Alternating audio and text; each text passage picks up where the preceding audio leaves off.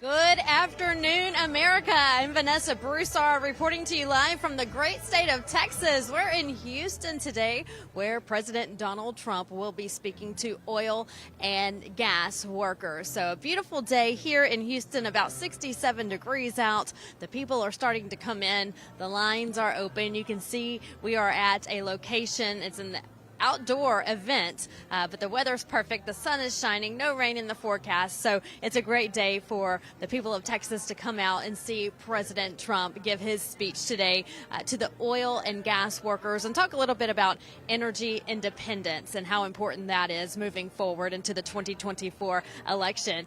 This is the first Saturday of the month. We're now in November. This time next year, we'll be getting ready to vote in the 2024 elections. That'll be in November 2024. So we're just a year out, and we have a busy year ahead following the candidates and seeing that some are starting to drop out, including Mike Pence, who dropped out of the race last week at an event in Las Vegas. We'll talk about that here in just a little bit. But again, President Trump will be here shortly. Thank you for watching Right Side Broadcasting Network. It is 2 o'clock here in Texas, and the program is expected to start between 2:30 and 3, and then President Trump will be taking the stage at 4 o'clock this afternoon. And again, you can see the people starting to stream in behind me. They've been here for hours and hours on end, early morning hours. Some even, they were starting to camp out last night, and that's usually the case when President Trump makes an appearance anywhere in America. People show up early morning hours, and some even camp out to get a glimpse of the president. Let's talk a little bit about where we are. We're at a location called Trendsetter. It's an oil and gas company here in Northwest Houston, and this is a perfect central location for the president to come and speak today, because this is the state's largest city. Houston is the state's largest city, and it's the central location for oil and gas. You know, Texas is really known for its oil and gas industry, and it is one of the largest producers of oil and gas in the country, and it's home to major companies including BP, Shell, Valero. So a lot of different refineries and companies are here, situated in the Houston area, all the way down to the Gulf Coast, into Port Arthur, Beaumont, Galveston Bay, all of that area. The Houston Ship Channel runs through there. So all of this is a perfect setup for speaking to the oil and gas workers today. Let's talk about this area as well when it comes to how prominent it is for the United States. Now, Texas is home to 4 of the top 10 oil refineries in the country. The first, number 1 largest oil refinery, comes from Port Arthur, right down on the Gulf Coast. That's Motiva. Now, Motiva is the nation's largest refinery here in Texas. 275,000 barrels of crude oil. That's made daily at Motiva. That's for conventional gasoline, and it's also the world's largest single producer of petroleum coke. Now, again, this is the top 10. Motiva's number 1. Then we go into Marathon Galveston Bay. That's off the Houston Ship Channel, not far away from where we are today. Also rounding out the top 10, we have ExxonMobil, the Baytown complex. Again, not far from where we are here today, just outside of Houston. Baytown is one of the top refinery operations right there at ExxonMobil.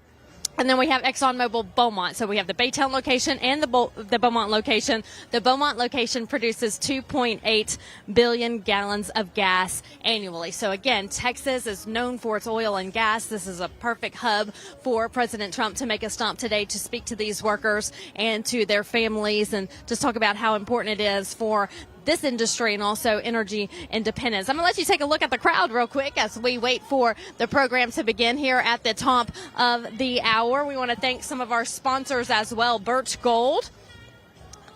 If you're worried about your 401k, your IRAs, just future investments, worry no more with Birch Gold.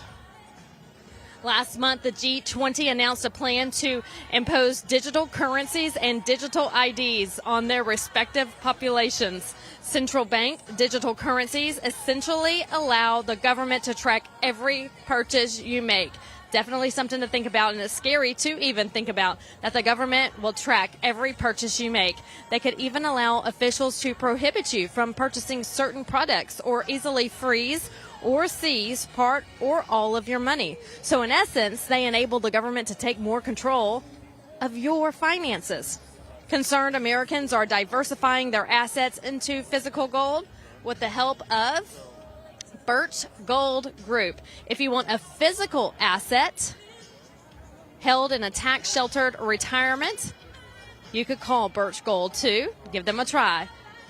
Learn for yourself. All you have to do, it's really easy. Text the word Trump to 989898, and they'll send you a free information kit on gold. Now, the easiest way to become a Birch Gold customer, well, if you have an IRA or 401k from a previous employer just gathering dust per se, well, Birch Gold can help you convert it into an IRA in gold, and you don't pay a penny out of pocket. So again, text Trump to 989898, claim your free information kit on gold, then call them.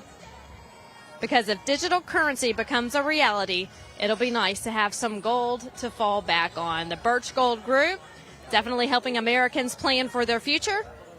Text the word Trump to 989898.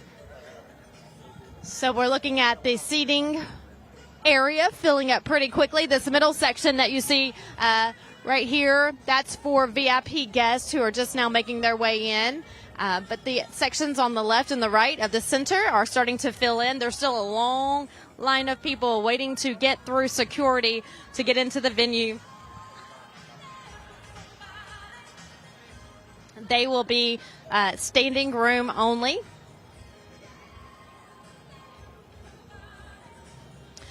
So you have to forgive me here. This is how it is in Texas. I'm a Texas girl where I live. It's only about an hour and a half away, and the weather in the mornings is cold.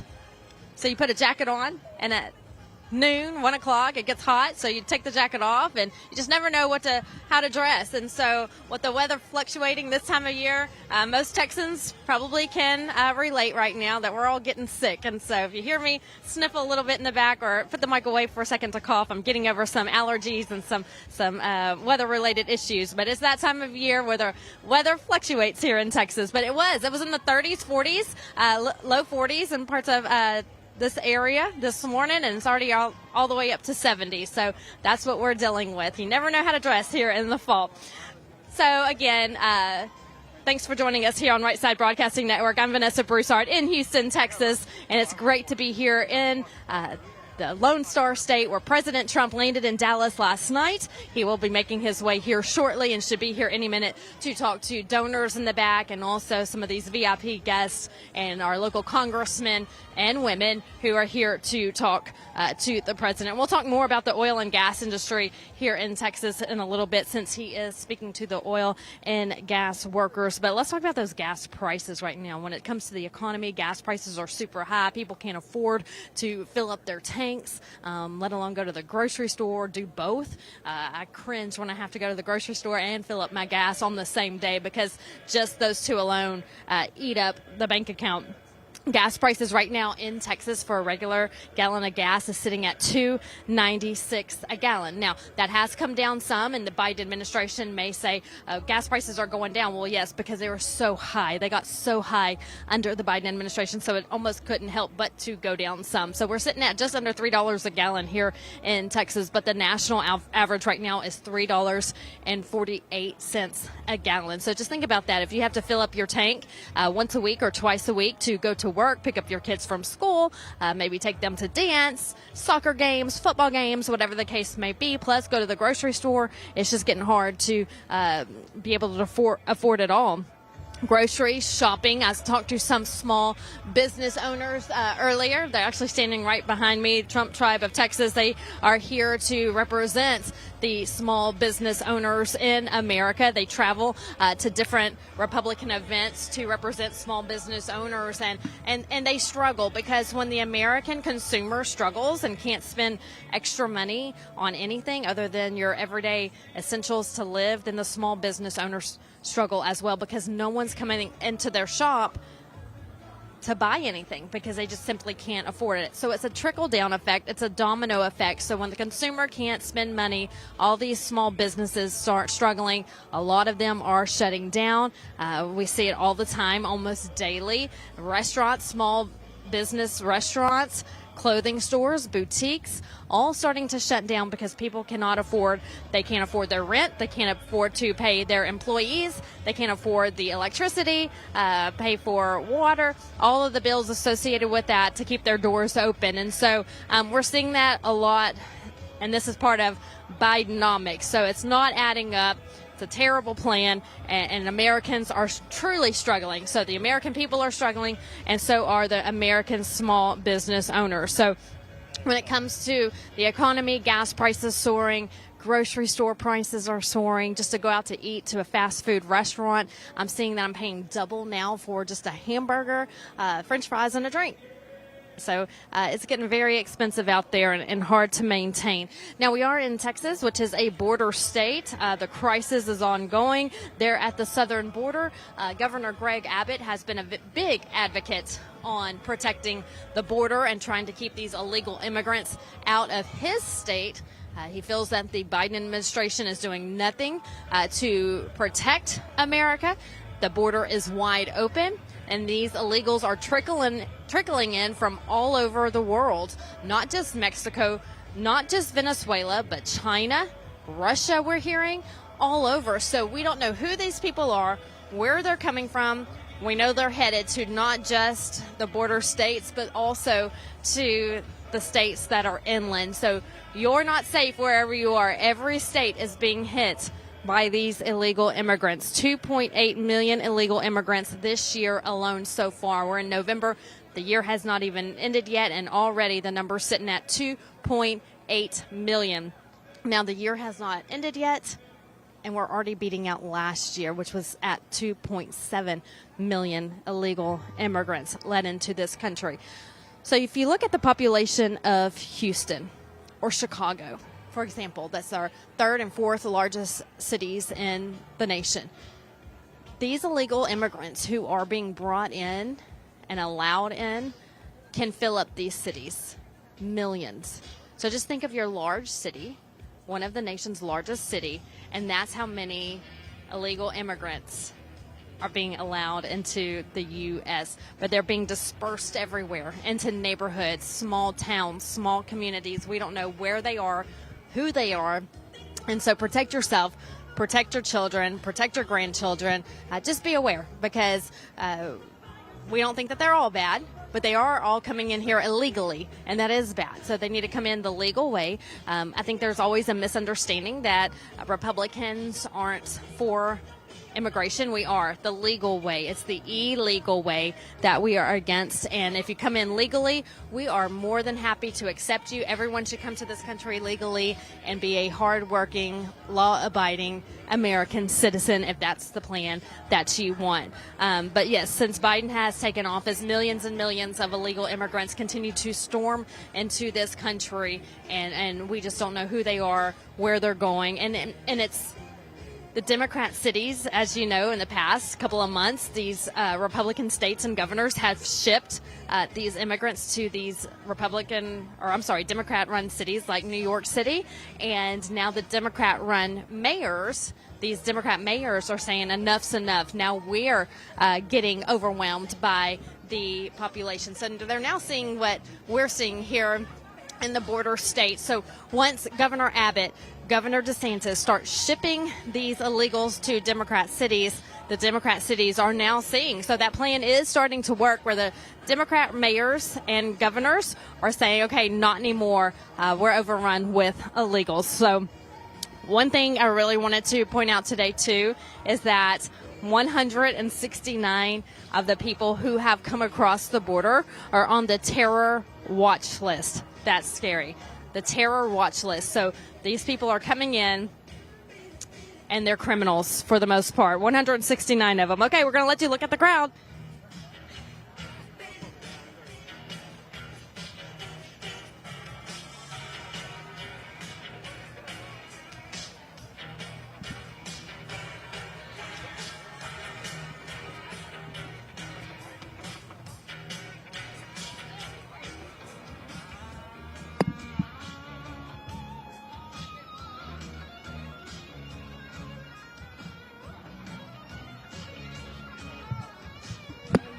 All right, so the crowd is gathering in. We're having a great day here in Houston, Texas.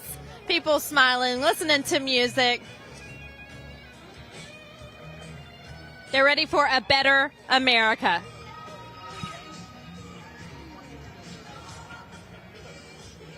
They said enough of this Biden administration. We're ready for change.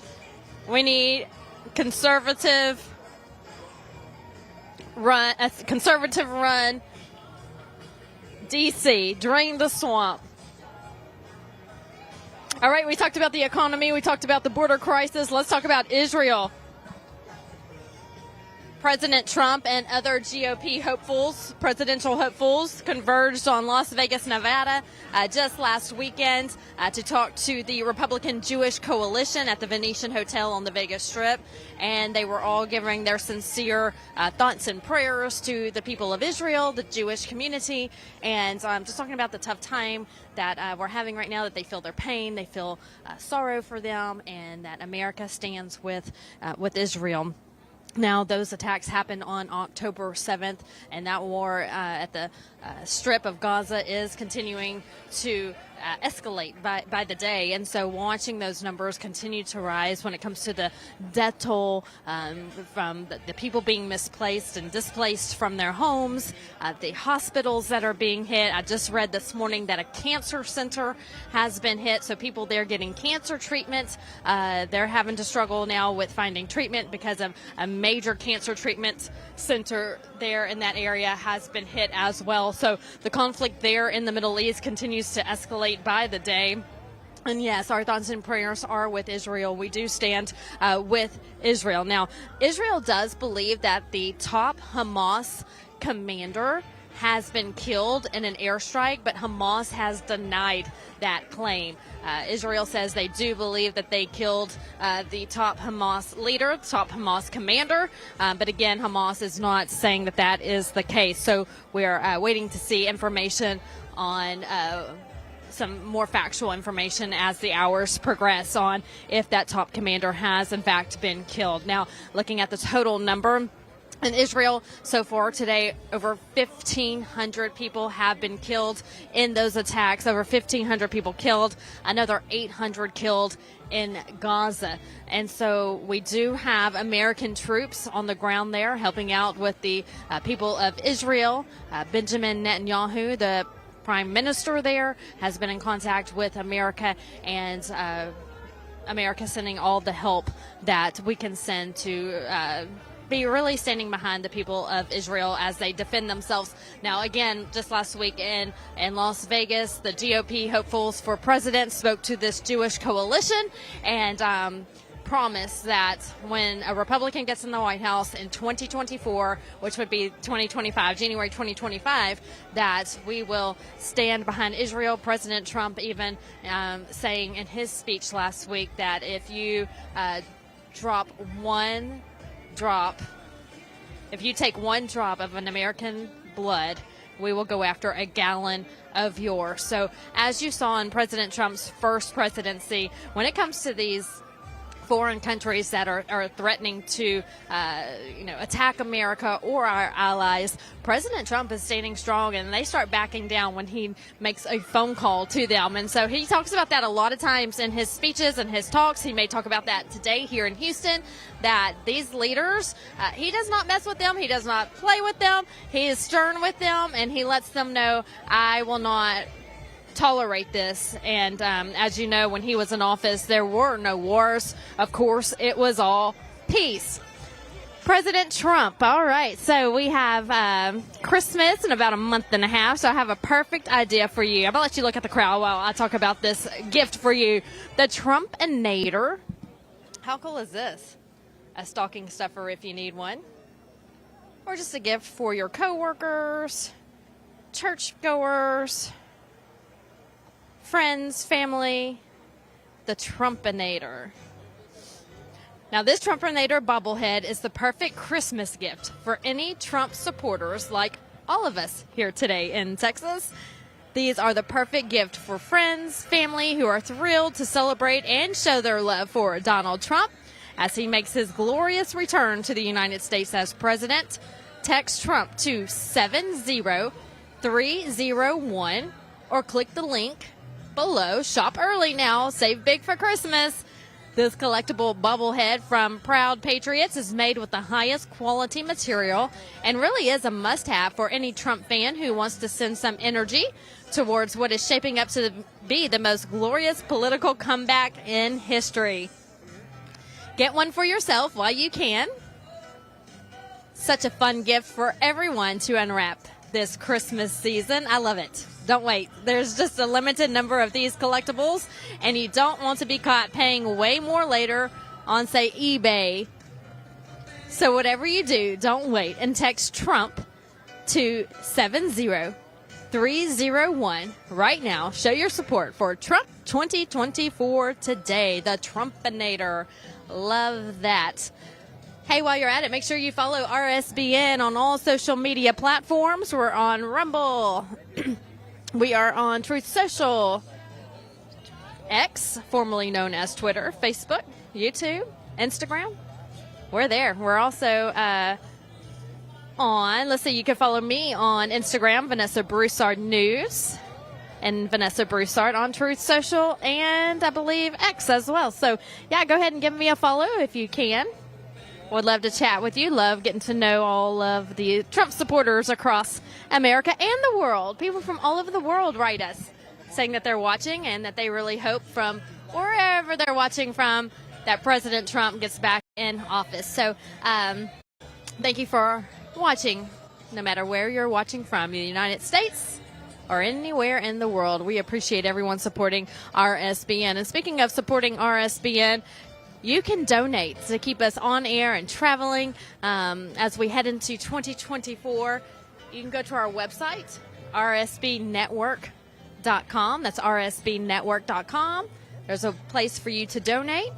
Every dollar counts, and that way we can stay here reporting the truth, reporting the news from all over the country. Such a fun time. I had a viewer come up to me in line earlier, and she said, it is so good to be around like-minded people. And I said, you know, that is exactly what one of these events is all about. Even in Vegas last week at the Republican Jewish Coalition, it was so good to be around the Jewish community when you've heard for weeks about what's going on in Israel, and to see these people, they're hopeful, they're happy that they have support behind them, and that's really what this movement is all about. It's about hope, it's about love, it's about faith, and it's just being good to one another and kind to one another. And so that's what we're seeing at all of these events. Even here today, people are happy. Every event we go to, that's how it is. People are patriotic, they love their God, they love their country, they love their freedom, they love their family, and that's all we ask. That's all we ask, and you would think that would be a simple request, but the Democrats are making it very hard for us to get that simple request. So, you know, when it comes to these Trump events, it really is what that lady was explaining in line. It's just a lot of happy people who are fed up with how, you know, the country has downgraded in the last 3 years under one administration, and we're all just hopeful that in the next year people get out and vote and make sure that we get our country back and save America. Now, when you're looking at the polls right now, Trump is in the lead when it comes to the primaries of the GOP field. 40, 50-plus lead against Ron DeSantis, Nikki Haley, Vivek Ramaswamy. Mike Pence dropped out of the race last week. That was a shock. Nobody was expecting that on that day. And so the field is getting more narrow, but we still have some key players in the game. And but they are nowhere near President Trump when it comes to a GOP presidential matchup. Now, when it comes to President Trump going up against Joe Biden, according to interactive polls, President Trump is leading there as well. We'd like to see those numbers get higher. We expect those to in the coming months. But, of course, he is taking the lead in the GOP field and also in the head-to-head matchup against Joe Biden. Quick programming note, we are here in Houston, Texas today, but next week we'll be in Miami. November 8th, we'll be in Miami for a big Trump rally. Now, he is having a rally on the same night as the third presidential GOP debate, and it's just down the road from where the debate will be taking place. True Trump fashion. Sounds like something that he would do, and he's doing it. So he's holding a rally not far from the third GOP debate. That's in the Miami area coming up on November 8th. Our Brian Glenn and Christina Bobb will be there covering that event. So make sure you tune into RSBN as we have full coverage that evening of November 8th from Miami. Now, looking also at next week, President Trump is expected to go to New York in a civil case from Attorney General Letitia James. She is accusing the Trump family, the Trump organization, President Trump and his sons, of not being truthful when it comes to their family worth and their business worth. She claims the Trumps exaggerated their wealth on financial statements. All of the Trumps have denied those claims. Now, Trump Jr. testified yesterday. Eric's up.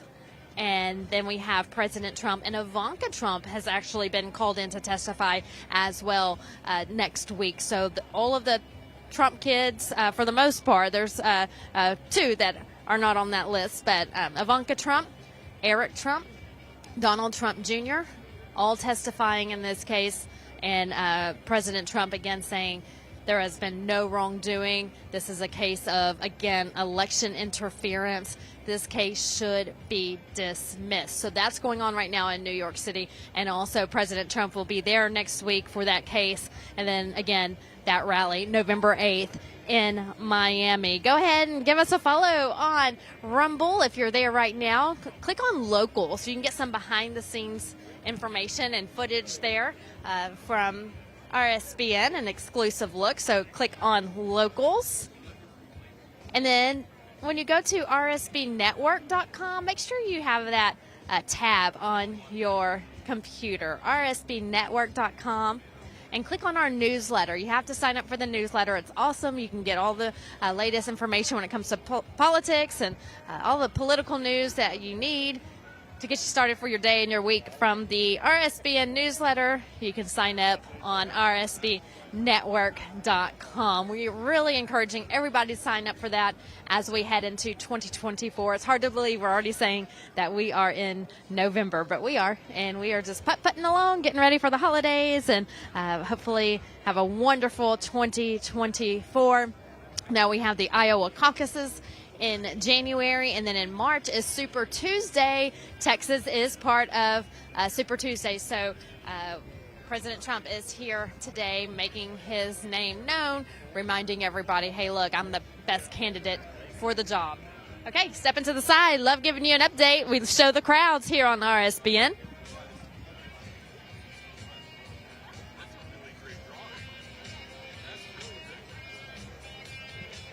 Really starting to pack in. The bleachers are getting full.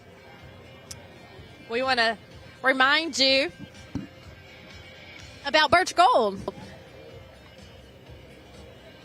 Look, I have a little one at home. He'll be 2 next year. Next month. Jumping ahead, thinking about 2024. He'll be 2 next month. And I worry about his future, our future. And so that's where companies like Birch Gold come into play. How can they help you invest in the future, save for the future? And so Birch Gold can help people like me who worry too much about our future.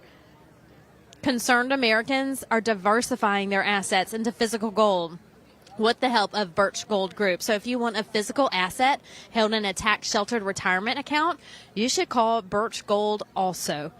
Learn for yourself. All you have to do is text Trump to 989898, and they'll send you a free information kit on gold. Again, that's Trump to 989898, and now the program is starting.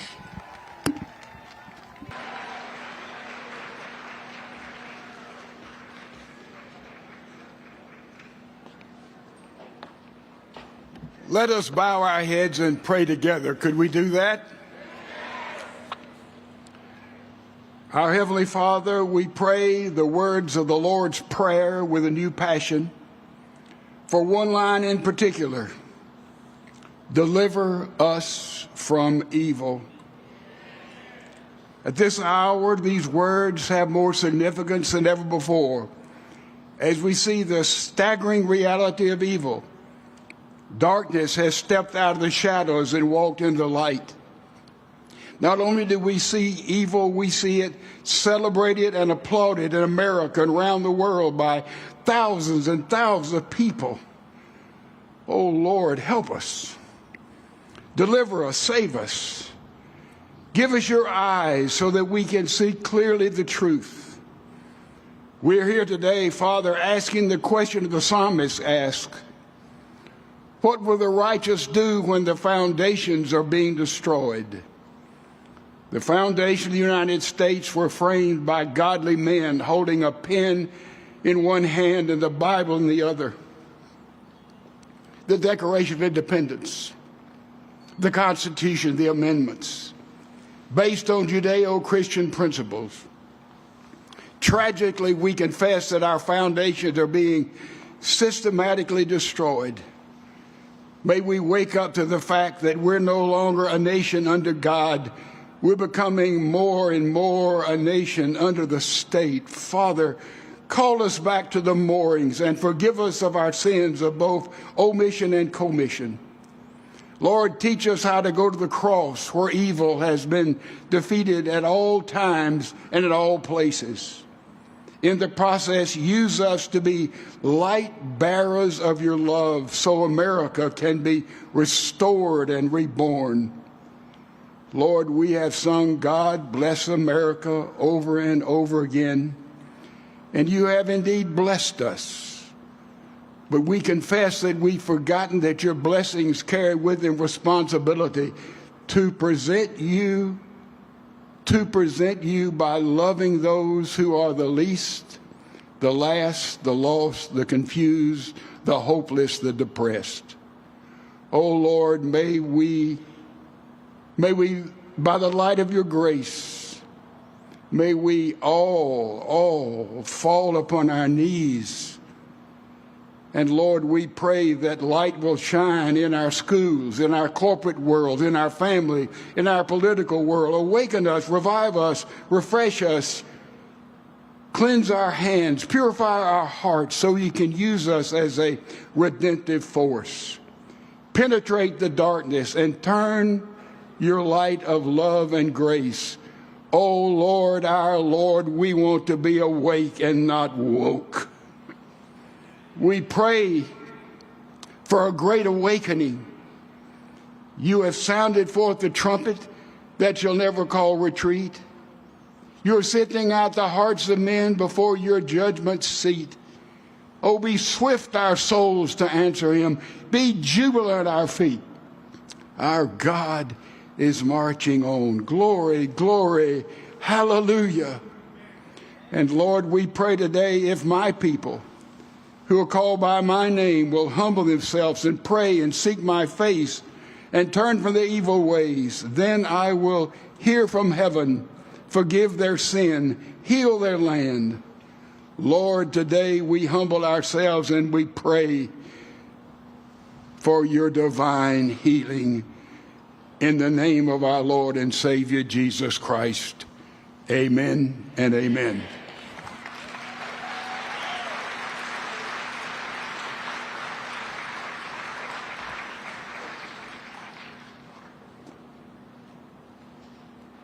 Ladies and gentlemen, please welcome to the stage to lead us in the U.S. and Texas Pledge of Allegiance, Texas State Senator Paul Bettencourt.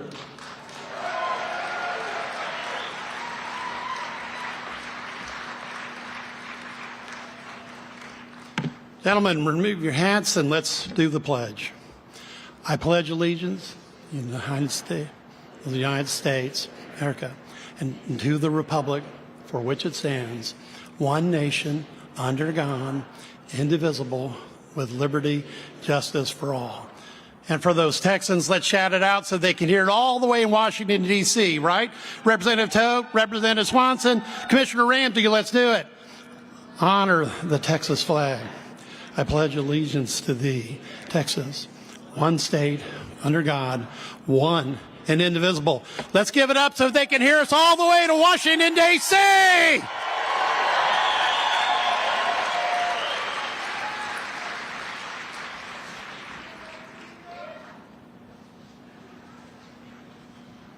Ladies and gentlemen, please welcome to the stage to sing the national anthem, Jeff Anderson.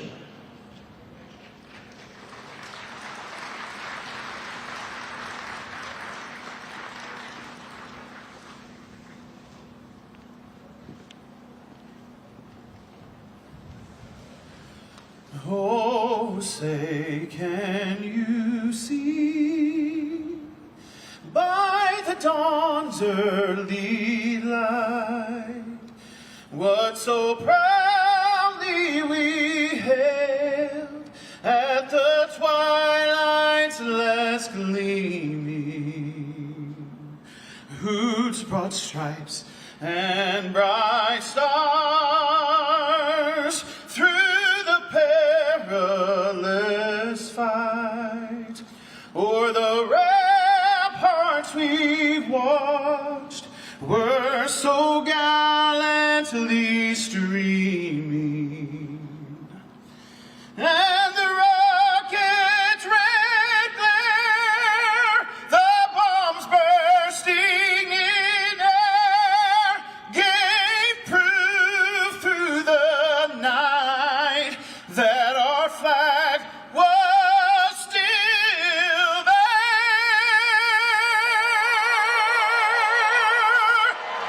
Oh, say does that star-spangled banner yet wave o'er the land of the free and the home of the brave.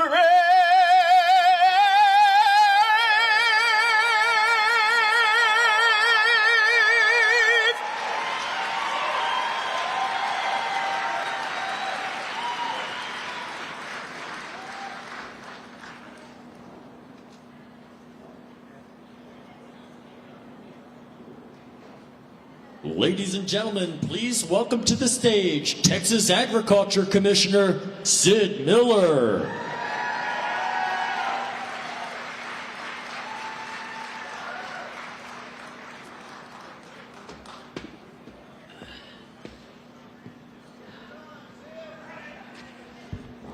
Well, good afternoon, Patriots. How are you? It's good to be back here and celebrate the return of Donald Trump. Hey, guys, how are y'all? See some of my colleagues here in the front row. You know, I was listening to that pledge, and it just hit me. We truly are one nation under God. And thank you. And we've received God's blessing for now over 200 years. But I'm not sure how much longer we're going to receive those blessings the way we're running this country now. So what I'm going to ask you to do is help me, help Donald Trump, turn this country, turn it around, turn back to God. You people sitting right out there are the ones that can do it. So are you with? Let's do it. Let's become a godly country again, something that we're proud of. You know, listening to Biden, you know, and he wants to take a humanitarian pause. Really? Against murderers, rapists, burn people alive? You know, did you want to take a pause after 9/11 hit? This is 10 times worse than that. What is he thinking? We just need to take it to him. There's no pausing. This is serious. We can't let them regroup and refuel and resupply. There's no ceasefire. We've got them where we want them, on the run. So put that, under Donald Trump, Russia, Hamas, Hezbollah, they would all have been like that lazy dog on the front porch. They would have never got off the front porch.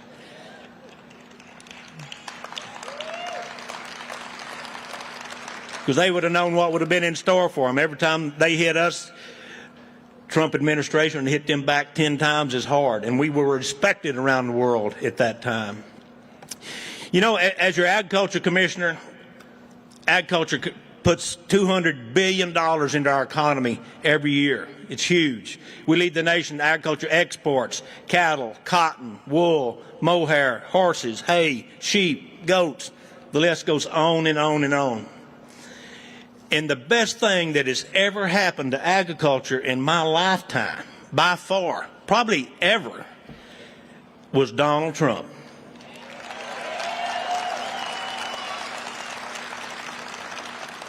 I know for a fact that Donald Trump loves our family farmers. He knows that they're the backbone and the force that drives this country from our earliest days. The very first inhabitants of United States, 98% of them were farmers. There wasn't any grocery stores. There wasn't any Amazon Prime. There wasn't any, home delivery. If you wanted to eat, you had to grow it. Today, it's less than 2%. 1.7% are farmers, but we still feed all of America and the world. So, under Donald Trump's leadership, we'd been in a tariff war for about 50 years with China.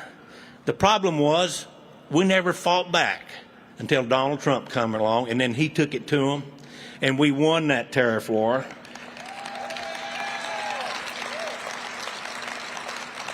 And now, under the current leadership, we're back in just about the same boat. So we need to bring Donald Trump back to win the tariff wars, to close the border. He had it down to a trickle. Everything he did has been undone. We've got the playbook. He knows how to do it. Let's just put him. 1 year from now, we can turn America back around. And I'm gonna close with this. Every one of us here probably has a priest or a pastor or a rabbi that helps us in our daily walk with God and family issues, funerals and weddings and baptism, things like that. And that's very important that we have that in our life. Most of us have a family physician that we trust and can confide in, take our family to. Hey, I've got the contact of a couple of good lawyers in my contact list. Hope I never need them, but if you do, you want a good one, right? Those are all important occupations. But maybe you haven't thought about this, but I want to leave this thought in your mind as I close. Every day for the rest of your life, 3 times a day, you're going to need a farmer. God bless Trump. God bless America. God bless you. Thank you very much.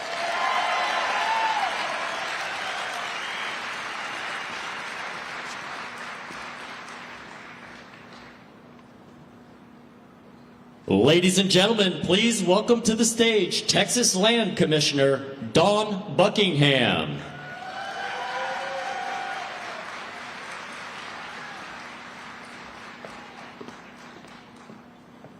Hello, Texas! Who is excited on this perfect day to see Donald Trump back in the House? Now, I am Dawn Buckingham, your land commissioner. Happened to be Texas's first woman land commissioner because it took a Republican to do it. And every day I get to fight for our veterans, I get to fund education, I get to steward our lands, and I get to protect oil and gas. And you know what else I've been up to lately? Texas is getting bigger for the last time in a couple hundred years, or for the first time in a couple hundred years. There are these islands that have been sanctuaries for the cartels in the Rio Grande. We claimed them as Texas. Texas is getting bigger. Watch out, Alaska. Here we come. And I tell you what, as I travel across the state and I talk to people, I get a lot of strong opinions. I was at a Halloween party down my street the other day, and I had a lady walk up and she grabbed me by the shoulders and she said, "Dawn." And my first thought was, this is going to be an interesting conversation. And she said, I need Donald Trump back because I want my prosperity back. And let's talk about how our families in America were doing better under Donald Trump. They were paying fewer taxes. They were seeing less inflation. They were paying lower interest rates. Our communities were safer. It is time to put America first and bring that prosperity back to our American families. And so I'm going to get y'all to help me out a little bit, because when Donald Trump steps on this stage, we want to give him a loud and proud Texas welcome. And what I want to hear is a chant. And so we're going to practice this. So get ready. This is the audience participation part. We're going to say, make America great again. Okay? Let's practice this. Make America great again. Make America great again. Make America great again. All right, Trump 2024, let's go. I'm Dawn Buckingham. I'm your land commissioner. It is a blessing to serve you every day. May God bless you. May God bless Texas. And may God bless the United States of America. Thank you.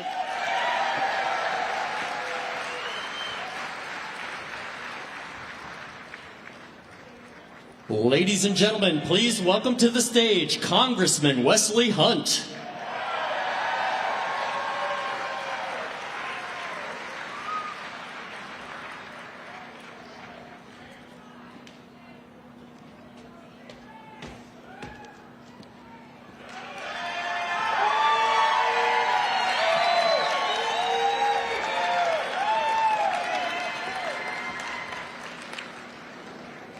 Frederick Douglass famously said, if there is no struggle, there is no progress.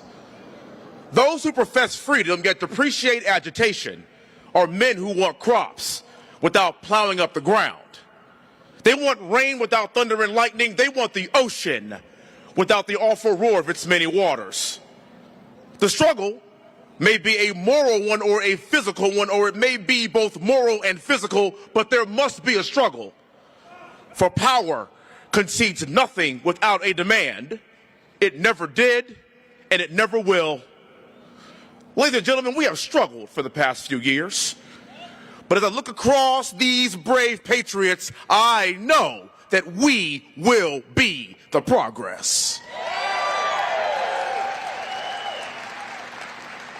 If you are in the oil and gas industry, please stand to be recognized right now.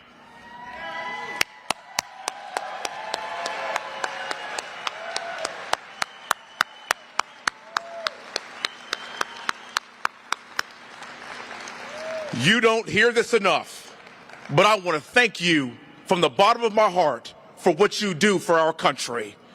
I want to thank you for allowing us to have gas in our cars and air conditioning in our homes. I want to thank you for allowing us to fly and travel the country in planes. For without you, none of that is possible. Now, I am very proud to be your congressman.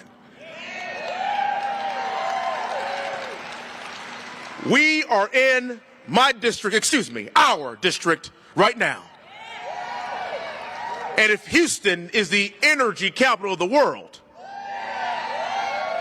and if the corridor and companies like Trendsetter are in my district, well, that makes me the energy congressman of the world.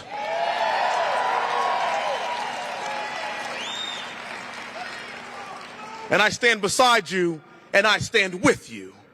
For you are the most important industry in the entire world. And it is way past due for us to unleash American energy on the world, for it is an issue of national security as well. As I talk to the executives in my district, no one says anything disparaging about renewables. No one says anything bad about alternative sources of energy. But what we know is that we cannot have a future without you, without oil and gas, without this energy. And I'm all for it. And if you own an EV or a Tesla, well, you're welcome. Because when you plug it in, you're plugging it into a coal-powered or natural gas-powered grid. You're welcome.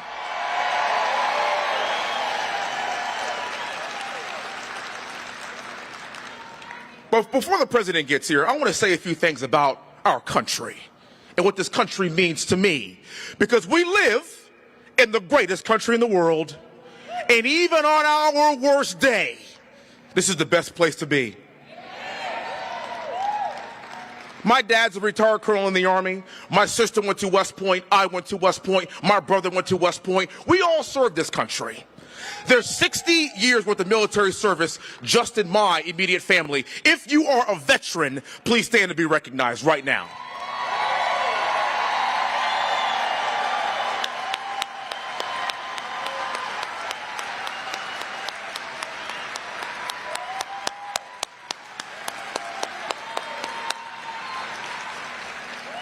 You understand that this is the greatest country in the world because brave patriots raise their hand every single generation and say, I will defend this country against all enemies, both foreign and domestic, even if it means my life. There are people that are serving abroad right now to keep us safe. And by the way, it doesn't matter what you look like. It doesn't matter where you're from. Your race, religion, color, or creed doesn't matter. We all bleed red, and this is our country. One nation under God.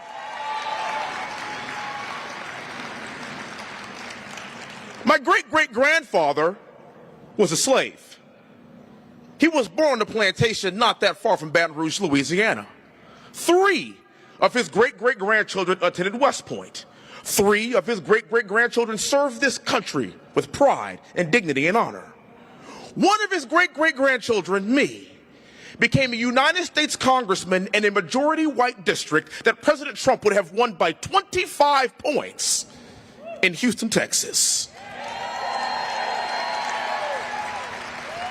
I am not interested with talking about the ills of our past. I am far more interested in talking about the struggle and the progress that is America. And every single day you honor me, for I am here and I literally get to live by Martin Luther King's principles. You literally judge me by the content of my character, not by the color of my skin.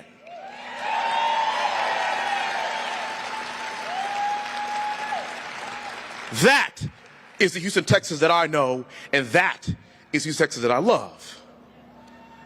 The senator from Louisiana said it best when he was talking about this current regime, and he said, and I quote, "The Biden administration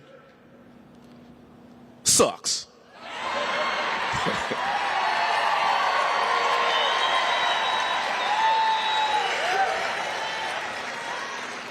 It's the definition of abject failure. This is the worst inflation I've seen in my lifetime. This is the worst border crisis I have seen in my lifetime. The worst economy I have seen in my lifetime. All on the heels of President Trump, when it was the exact opposite just a few years ago.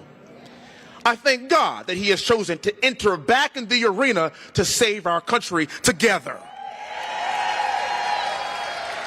And through him, companies like yours, sir, companies like Trendsetter, and companies all around the world will have the ability to unleash American energy. If you're not paying attention, they're going after our president pretty hard because they know a reckoning is coming. Witch hunt after witch hunt after witch hunt, indictment after indictment after indictment. Al Capone had fewer indictments than our current president. There's a poem. It's called Invictus. It goes, out of the night that covers me, black as a pit from pole to pole, I thank whatever gods may be for my unconquerable soul. In the fell clutch of circumstance, I have not winced nor cried aloud. Under the bludgeonings of chance, my head is bloodied but unbowed. Beyond this place of wrath and tears looms but the horrors of the shade, but yet the menace of the years finds and shall find me unafraid. It matters not how straight the gate, nor how charged with punishments the scroll. I'm the master of my fate. I am the captain of my soul. President Trump is a captain of his fate. He's a master of his soul. And in spite of all he is going through, he is still choosing to lead a country that needs him now more than ever.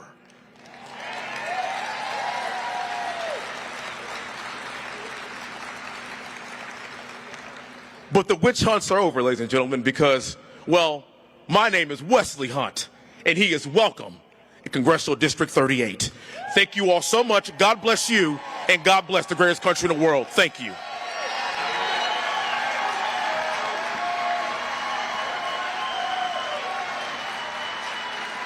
Thank y'all.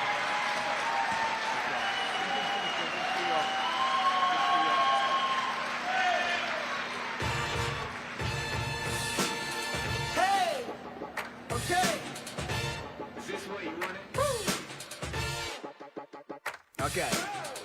Right, so that was the pre-show here before President Donald J. Trump takes the stage. We are hearing that he just landed in Houston, Texas, coming in from Dallas. He landed in Dallas last night and is now on his way to the venue here. Now, before he comes on stage, he will talk to donors, congressmen, local leaders, and then he'll come on stage and address the crowd, going over a little bit about some of our speakers, what they just mentioned. If you're just now joining us, happy Saturday to, it's not Saturday, what's today? Thursday to all of you. I'm jumping the gun here. Happy Thursday to all of you. Sid Miller, the Agriculture Commissioner, spoke about how important Donald Trump was, not just in his lifetime, but also probably ever, he said, because he really cares about the farmers and knowing that they are the backbone to the families and to America. And by the way, if you're not following Ag Commissioner Sid Miller on social media, please do so. He's very comical with some of his posts, and a lot of times when you're scrolling social media and you're a news junkie like I am and you're seeing all of the sad news going on, it's always nice and a nice little break to get a post from Sid Miller on there to make you laugh. We also heard from Texas Land Commissioner Don Buckingham talking about how important it is to protect our oil and gas. And also, of course, we just heard from Congressman Wesley Hunt. This is his district that we're in here in Texas. And he talked about briefly the witch hunts against President Donald J. Trump and the indictments against him, comparing him to Al Capone. If you follow President Trump's speeches here on RSBN, you have heard President Trump compare all of the indictments and accusations against him to Al Capone as well, saying that all of the things that Al Capone did, even he didn't have as many accusations against him as President Donald Trump has against him. Welcome to Right Side Broadcasting Network. We are an hour away from President Trump taking the stage in Houston, Texas. Love being here in my home state. Not far of a drive for me this morning. Beautiful day. We're in the 60s and people are really enjoying the nice weather we're seeing here today. Houston has 600 exploration and productive firms, 1,100 oil field service companies, 180 pipeline transportation establishments. So this is a good central hub for President Trump to make a stop on his campaign trail today to speak to oil and gas workers. Houston, Texas. Let's see, the music stopped. I don't know if we're going to have another speaker here. Everything got really quiet. If that happens, we will move out of the way so you can hear from the speaker. I did want to mention the Keystone XL pipeline. That is no more. It was supposed to run through Texas from Canada. President Trump was a big supporter of the Keystone XL pipeline, again, running from Canada all the way through Texas. It was going to end along the Gulf Coast in a city called Nederland, Texas. The first day of office for President Biden, he nixed it and he denied a key permit. So the Keystone XL pipeline is no more. That may be mentioned today by President Trump. We're expecting him to talk about drill, baby, drill. He's known to mock electric military vehicles. As we know, President Biden is really wanting to up the production of electric vehicles in the next 10 years. And so President Trump comes on stage and mocks that, saying, can you imagine going into war with an electric military vehicle? So he may talk about that today, and also, of course, energy independence and how important it is for America to be energy independent. Texas right here, the hub. It's the top crude oil producing state in the nation. 42.5% of crude oil production came from Texas in 2022, just last year, followed by New Mexico at 13.3%. So that's the big range there between the first state and the second state when it comes to crude oil production. Texas led the way with 42.5% of the crude oil production. It's the state's largest city central area for oil and gas. So we're really excited to be here. As you heard from Congressman Hunt, he asked the oil and gas workers to stand up, and a lot of the crowd did so. So a lot of people from the oil and gas industry are here. He thanked them for keeping our cars running. If you go on vacation, they're the reasons that we fly planes. So the oil and gas workers, big here in Texas. Seeing some cowboy hats in the crowd today as well. Good to see.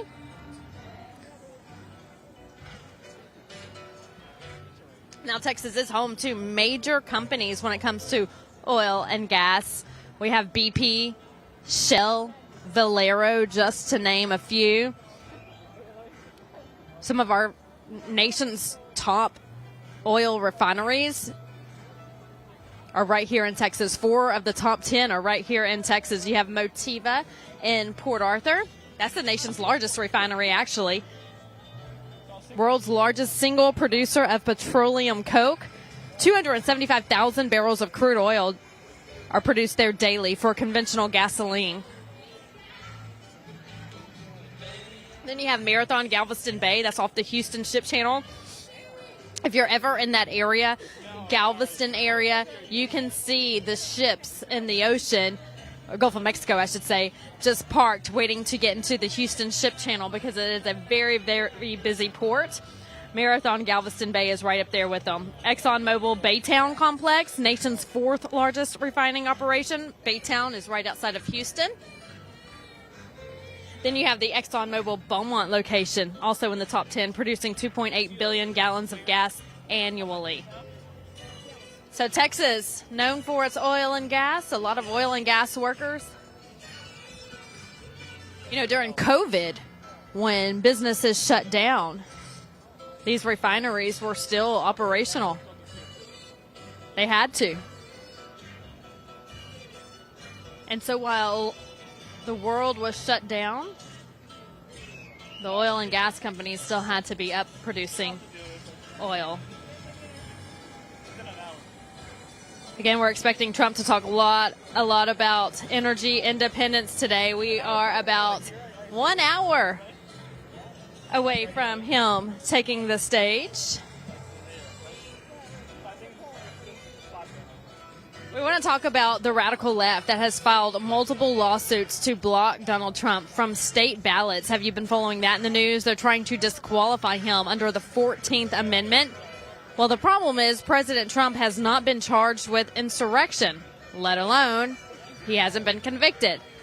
This is blatant election interference. So fortunately, someone very powerful is fighting back, led by Jay Sekulow and Jordan Sekulow, who successfully defended President Trump in the 2020 impeachment trial.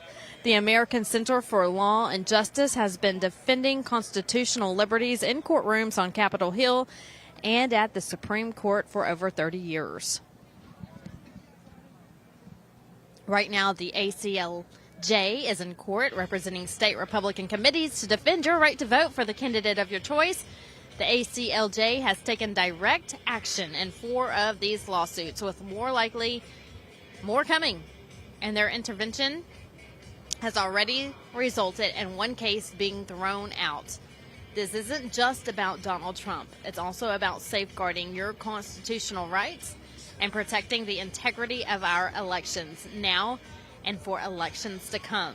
You can be part of that critical legal work through the ACLJ Faith and Freedom Drive. Right now, every tax-deductible gift will be doubled to defend the Constitution and stop the left's disqualification plot through the all-new ACLJ Faith and Freedom Drive. So donate today.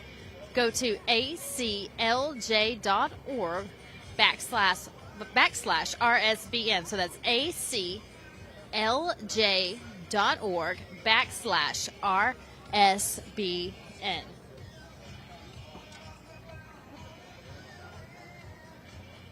The top of the hour here in Houston, Texas, you can see that the crowds are starting to come in. We are standing room only right now. And after these people that are coming in right now file in, then we'll be into the overflow crowd. I just turned around and saw that there are people still in line waiting to go through security to get inside of this venue. So we have thousands of people here to see President Donald Trump on this Thursday. It's getting a little warm here in Houston, Texas. It was cold this morning, but it's warming up very nicely here in the great state of Texas. First campaign stop of the month. This time next year, we'll be ready to head to the polls, getting ready for the November elections. That's in 2024. And God willing, we'll have a new president in January 2025. If you follow Trump in his online postings, you can go to his website if you want to check it out, donaldjtrump.com. There he has Agenda 47 and his plans for the country if he were elected president. He talks about the auto workers. He says what's happening to them right now is an absolute disgrace. They're getting ripped off by Biden, he says. He says Biden has required 67% of all new vehicles to be electric in 10 years. And we talked a little bit about that just a minute ago when it comes to oil and gas. President Biden wanting to get rid gas-run vehicles and move to electric vehicles. And like I said earlier, President Trump pokes fun at that sometimes, saying, how are we going to fight wars if we need to with an electric military vehicle? So I'm sure he'll talk about that today as well. Also on Agenda 47, if you'd like to take a look, if you are a mother or a father or guardian, schools, he talks about schools. He says great schools lead to great jobs. He says he does want to close the Department of Education in Washington, D.C. and send all education work back to the states. If you're watching right now, let us know how you feel about that. You can comment on the live feed where you're watching. He says he also wants the death penalty for human traffickers. Also on Agenda 47, rebuilding our military. He says we're in a recruitment crisis. All of this on donaldjtrump.com, Agenda 47. Last week, the president spoke to the Republican Jewish Coalition in Las Vegas, Nevada. He offered his love, grievances. He says he has anger as well when it comes to what's happening in Israel, and he stands with the Jewish community 100%. Now, President Trump wasn't the only Republican there at the Republican Jewish Coalition. Other candidates were there, including Nikki Haley, Chris Christie, Ron DeSantis, and then also Mike Pence, who stunned the crowd by withdrawing his name and suspending his campaign. After he suspended his campaign, a lot of people were wanting to know if there would be an endorsement of any kind for any candidate. He has not endorsed a candidate yet. President Trump did speak that night later at an event in Vegas and kind of joked about it with a crowd member about if Mike Pence would endorse him. So we'll see what happens there. Let us know, too, in comments if you think that Mike Pence will endorse President Trump. Hey, we know who will endorse President Trump. That is Mike Lindell. I just told my family last night in a group text when we were talking about Christmas. I said, just give me some products from mypillow.com. So that's on my Christmas list this year. I do want some new products from Mike Lindell and his wonderful company at mypillow.com. Go ahead and do the same. So go to mypillow.com. They have robes. They have pillows, of course. They have bath towels, you name it, slippers. So everything you need to be comfortable around your house. Wonderful product that is supporting Mike Lindell. Now, Mike Lindell is facing some legal battles of his own when it comes to election interference and fighting for America. And when it comes to election integrity, that's what he's asking for. That's what he's fighting for. And so since he's fighting for that, people are coming after him. The left is coming after him. And he's having to spend his personal money on attorney fees and court costs. And so with that being said, he's taking a big hit right now in doing so and making sure that America is the America that we all know and love. We just want fair elections, true, honest elections. And so he's spending his hard-earned money, personal money, to fight for this. And with that being said, we need to fight in return for Mike Lindell. So go to mypillow.com. If you can just buy one thing, that's okay. Every little bit helps. Go support Mike. He supports us. And I'm telling you, when he comes to these events, he's not here today, but when he does come, the people love him. The people are appreciative of him, and America knows that he's a fighter. And we really do appreciate people like Mike Lindell. So go shop mypillow.com. Type in the code RSBN at checkout and save a big hunk of change on your order. So again, go to RSBN for the promo code. So mypillow.com, go to checkout, RSBN in the promo code, and you can save big on your next order. We also want to talk about Birch Gold. If you're trying to protect your IRAs, your 401ks, if you have a financial advisor that is telling you, hey, you know, depending on how many years left you have to work, you may need to watch it. I heard one person tell me the other day that they're going to have to work longer because their investments have just plummeted under the Biden administration and the stock markets are going down. So it's a big mess, basically. So in order to protect your future and to get some more rest at night, contact Birch Gold Group. They'll have a representative reach out to you. They'll come up with a plan that's just right for you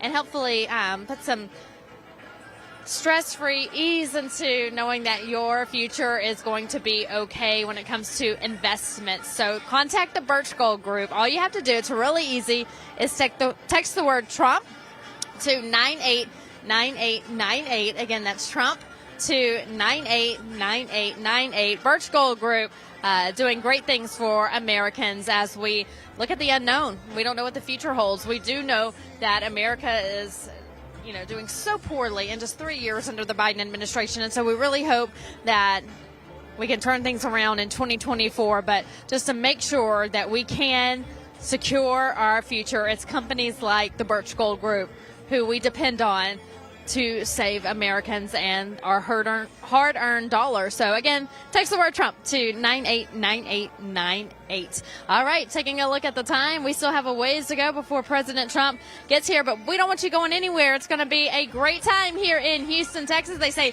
everything's bigger in Texas, and so we're expecting a big speech tonight from President Trump.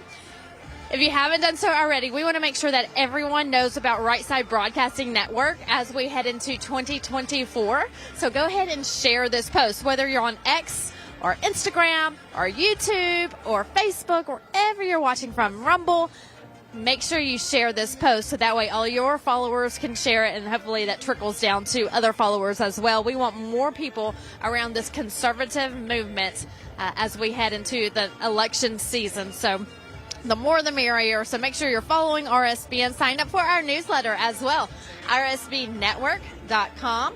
RSBnetwork.com. You can sign up for our newsletter to get all the information that you need when it comes to politics. And let's see, if you're on Rumble, make sure you click on the Locals tab, Locals, to get exclusive behind-the-scenes looks at everything and some footage that you won't see anywhere else. And also, if you're on Instagram, you can follow me, Vanessa Broussard. That's BROUSSARD. A lot of people don't know how to spell that. So it's Vanessa Broussard on Instagram, Vanessa Broussard on Truth Social, X. So go ahead and follow me on social media as well. Love to hear from viewers from all over the country and the world that write in and support Right Side Broadcasting Network. It's always good to talk to all of you. All right, Houston, Texas, we're here in the great state of Texas, getting ready for President Trump to talk to oil and gas workers. This is the largest city in the state. This is the largest city in the state. Houston is home to so many petroleum companies, gas companies, oil companies, and that trickles down to the Baytown area and also the Gulf Coast as well. So a lot of people in this area work in the oil and gas field. So they're really excited about President Trump making this his stop to talk to the people in this field. So we're eager to see what they have to say what he has to say, because Texas is the largest oil producing state in the U.S. So there's no other place to go than to Texas when it comes to talking about oil production in the United States. So we're going to look at the crowd again. I'm very excited to show you all the people here today.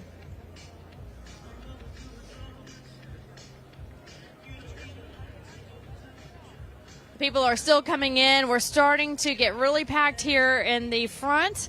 And so people are already starting to make their way to the overflow section. And President Trump loves seeing that. He loves seeing when there's an overflow crowd, because that means there's more people here than who could get in. And so that's where we're heading right now. If you're watching, let us know where you're watching from. What city, what state? President Trump is known to watch Right Side Broadcasting Network before he comes on stage. So if there's anything you want to tell him as well. If you want him to visit your city or state, give him a shout out in the comments. Following Israel, I do want to go back to Israel and what's going on there. Those attacks happened October 7th, so not even a month ago. A lot has happened since then. Israel believes it has killed its top Hamas commander. Hamas has not confirmed that. They actually deny that that's the case. Israel believes they have killed the top Hamas commander. Over 1,500 people have been killed in Israel so far in these attacks going on and the airstrikes going on. Another 800 in Gaza. A lot going on the Gaza Strip. 2 million people are displaced right now. 2 million. Medical facilities are disrupted. Biden wants to send more money to Israel and also Ukraine. We do have boots on the ground in the Middle East, but while we do support Israel and we stand behind Israel 100%, it took no time for the Biden administration to send U.S. troops overseas, but he doesn't even send them to the southern border. And that's where America is waking up, and they see that this is not right. We're not even protecting our own country before we go protect another country. Where's Kamala? Where's Joe? Why are they not protecting our southern border? And I can tell you right now, the people here at this rally today, at this speech, they have those same questions because they are all Texans and they live here right in the middle of the border crisis. They probably have family and friends down in Brownsville, Texas, right there at the border, or El Paso, Texas, right there at the southern border. Family, friends, they're all dealing with it. They're all scared. They don't know who's coming over. Do you know how many stories I've heard about people waking up in border towns and going into their kitchen and illegal immigrants are in their kitchen? That's the reality of people who live in these border towns.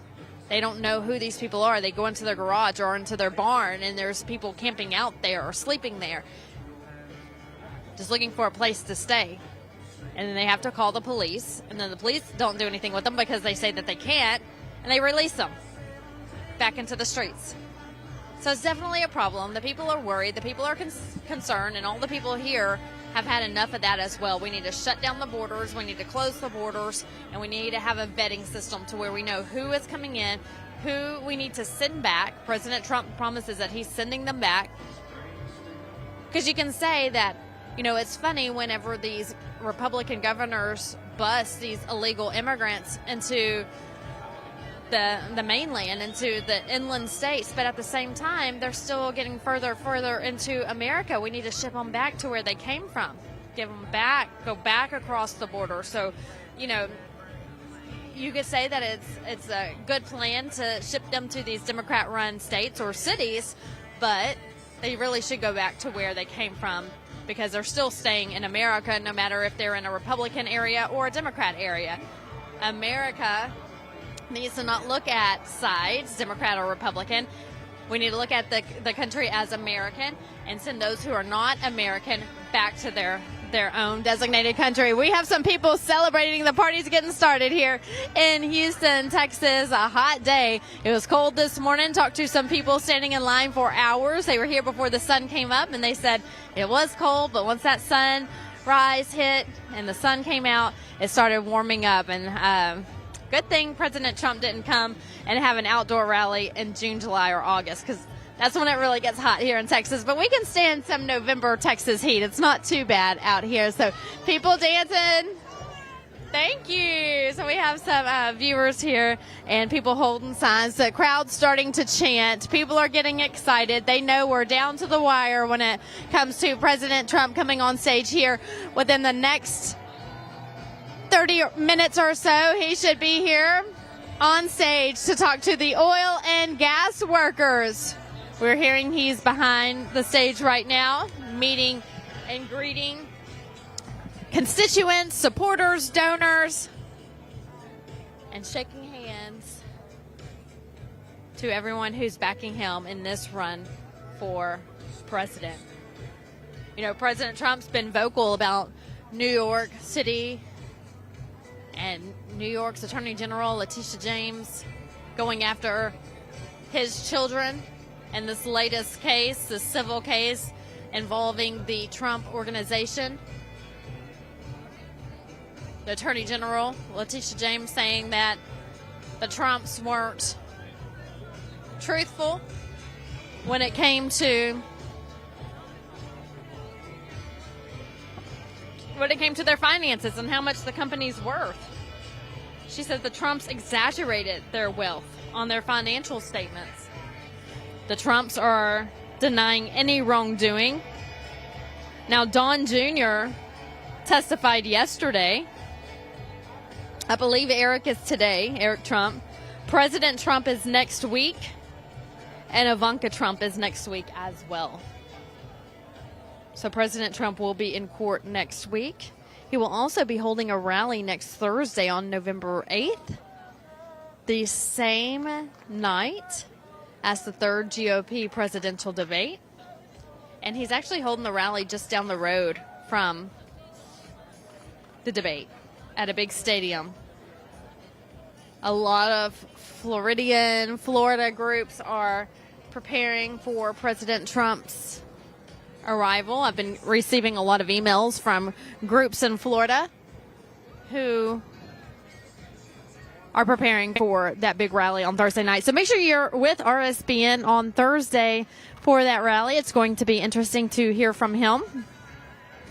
Brian Glenn will be there, as well as Christina Bobb will be joining him in Florida for that event. You know, I think back to Chris Christie.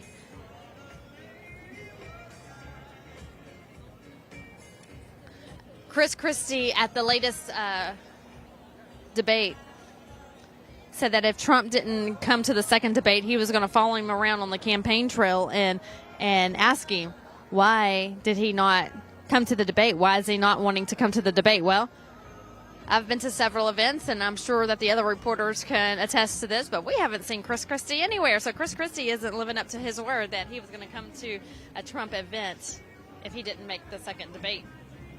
So far, nothing from Chris Christie. Let's see. We want to talk about another donation we hope that you can make today if you have a few extra bucks in your pocket, because the radical left has filed multiple lawsuits to block Donald Trump from state ballots. If you're following this, you know this is going on in several states where they're trying to keep him off the ballot in the 2024 election, trying to disqualify him under the 14th Amendment. Well, the problem is that President Trump has not been charged with insurrection and he has not been convicted. This is election interference, but fortunately some very powerful people have gotten involved, led by Jay Sekulow and Jordan Sekulow, who successfully defended President Trump in the 2020 impeachment trial. The American Center for Law and Justice has been defending constitutional liberties in courtrooms on Capitol Hill and at the Supreme Court for over 30 years. Right now, ACLJ is in court representing state Republican committees to defend your right to vote for the candidate of your choice. So they are defending your right to vote. The ACLJ has taken direct action in 4 of these lawsuits, with more likely coming, and their intervention has already resulted in one case being thrown out. So good news there. This isn't just about Donald J. Trump. It's about safeguarding your constitutional rights and protecting the integrity of our elections now and also for elections to come. So you can be a part of that critical legal work through ACLJ. That's ACLJ Faith and Freedom Drive. Right now, every tax-deductible gift will be doubled to defend the Constitution and stop the left's disqualification plot through the all-new ACLJ Faith and Freedom Drive. So what can you do? You can go to aclj.org/RSBN. That's aclj.org/RSBN. All right. 30 minutes away from President Trump taking the stage. Real quick, we want to remind you that the holidays are coming. So excited about that. Look, as soon as November 1st hit, I had to go to the store, jumped in my car, and I turned on Christmas music.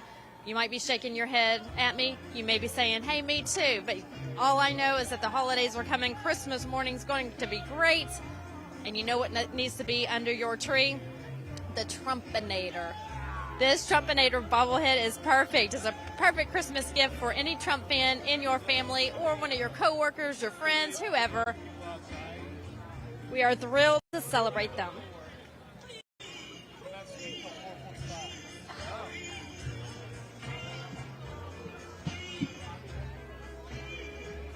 So all you have to do is text Trump to 70301. Click the link below. Shop early. Save big for Christmas. That's Trump to 70301. This collectible bobblehead from Proud Patriots is made with the highest quality material and really is a must-have for any Trump fan who wants to send some energy towards what's shaping up to be the most glorious political comeback in history. Don't wait. There's a limited supply. Collectibles.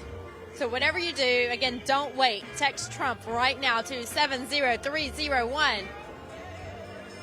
Show your support for Trump 2024 today.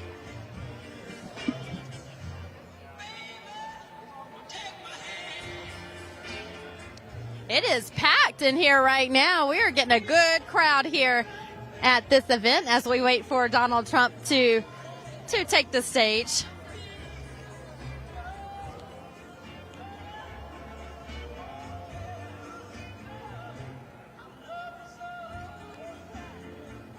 Let's talk about the oil industry real quick and how important that this area is on the petrochemical industry. We're at Trendsetter Engineering. It's an oil and gas company here in Northwest Houston. Now, Houston is the state's largest city, but not only is Houston, but other surrounding areas have plants, refineries.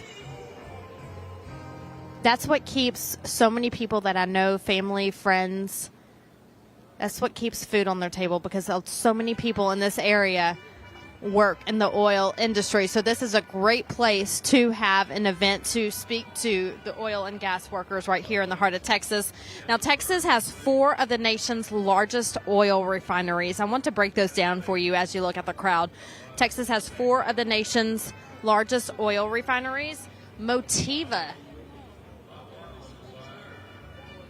is the nation's largest. That's right there in Port Arthur, which is about 1.5 hours from where I am right now. Actually, my hometown.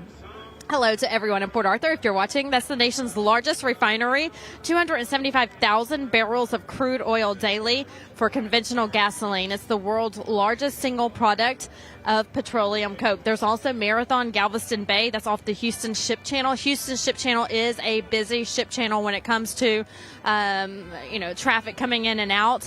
I spoke about it earlier. If you're ever watching the horizon of the Gulf Coast, you'll see the ships on the horizon just parked waiting to get into the ship channel because it's always so busy. We also have ExxonMobil is a big name here in our area. We have the Baytown complex that's also huge, and then also the Beaumont refinery. The Beaumont refinery produces 2.8 billion gallons of gas annually. That's a lot of gas. So, yes, so Houston, Texas is a great place for President Trump to make a stop when it comes to speaking to all of the people here in this industry. One of the representatives just spoke earlier asking anyone that worked in the petrochemical industry, the oil and gas industry, to stand up.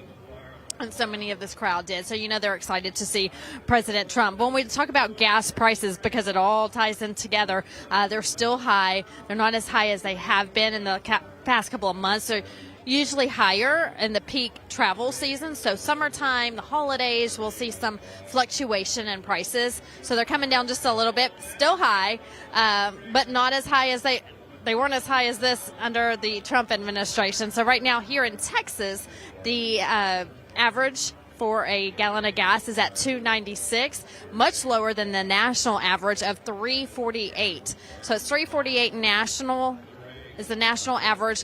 I'm hearing in California it's up to $8 a gallon in some places. If you're watching from California, let us know what the prices are looking like in your area. But I'm hearing that it's up to $8. $7 is more likely, but $8 is a good number to watch for, because that's who can afford $8 for a gallon of gas? That's a lot. Groceries are going up. Shopping, small business owners are having to shut their doors. I'm hearing it every single day, seeing it all the time on social media. Another small business closing its doors because they can't afford to stay open. I have friends who own small businesses, and I try to support them as much as I can. In fact, this morning when I was getting ready, and of course I'm thinking about the holidays coming up and all, and I'm like, okay, I think I'm going to make it a goal to buy at least one thing in my hometown, in my area, from every little boutique or shop, whether it's a stocking stuffer or whatever the case may be, slippers. It doesn't have to be anything big, but something small. I'm going to try to support each local business, so that way it can help them. And if you could do the same, if you spend $10, $15 in each location, if we all do that, we'll keep these small businesses open. And so it's very important to them, because what's happening is we're struggling, so we can't go out and spend extra money. And so that's really affecting these businesses because they're not seeing customers come in. I actually saw a restaurant just yesterday post that it's been so slow begging people to come in because they want to keep their doors open. This is our livelihood, and people just aren't going in because they can't afford to. So Bidenomics, everyone. Bidenomics not working for the average American. All right, so talking back.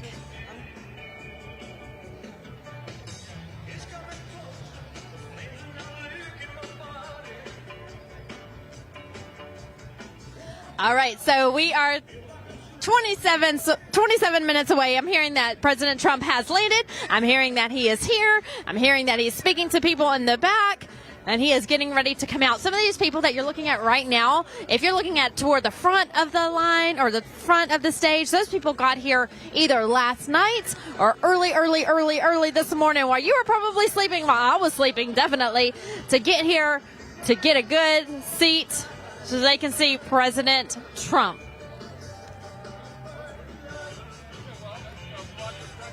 Everywhere I go, they say this is Trump country, but I'll tell you what, Texas is Trump country. He's leading the polls in Texas in a head-to-head matchup with Biden. He's also leading the polls in Texas when it comes to his GOP rivals for presidency. Nowhere I go, everywhere I go here in Texas, people say they love President Trump. They're ready for him to be back in office. So Texas definitely is Trump country. He is definitely loved here. We have a lot of farmers here, agriculture. I know we've been talking a lot about the oil industry because that's the reason we're here today, to speak to oil and gas workers, but we have a lot of farmland here. The farmers love Trump. The good old country boys and girls in Texas, they love Trump. And they're here right now stomping their feet to the music.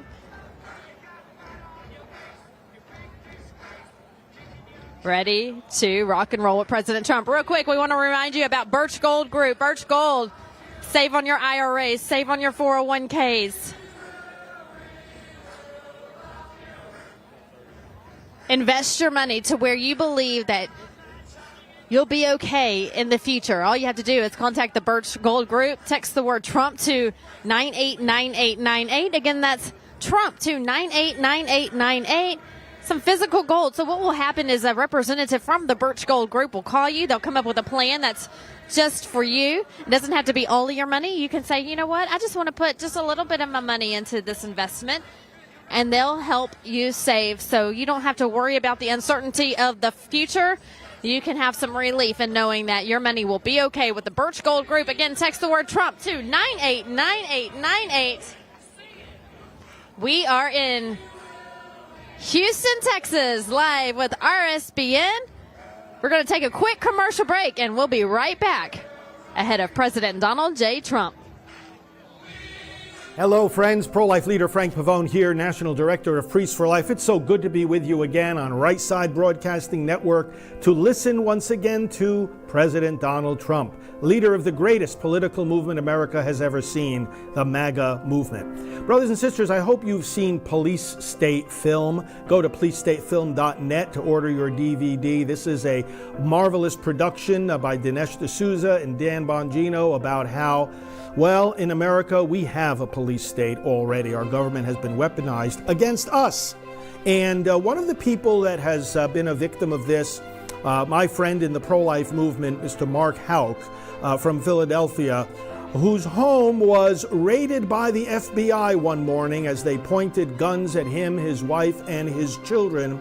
He was peacefully protesting in front of an abortion facility, as countless people do every day from coast to coast.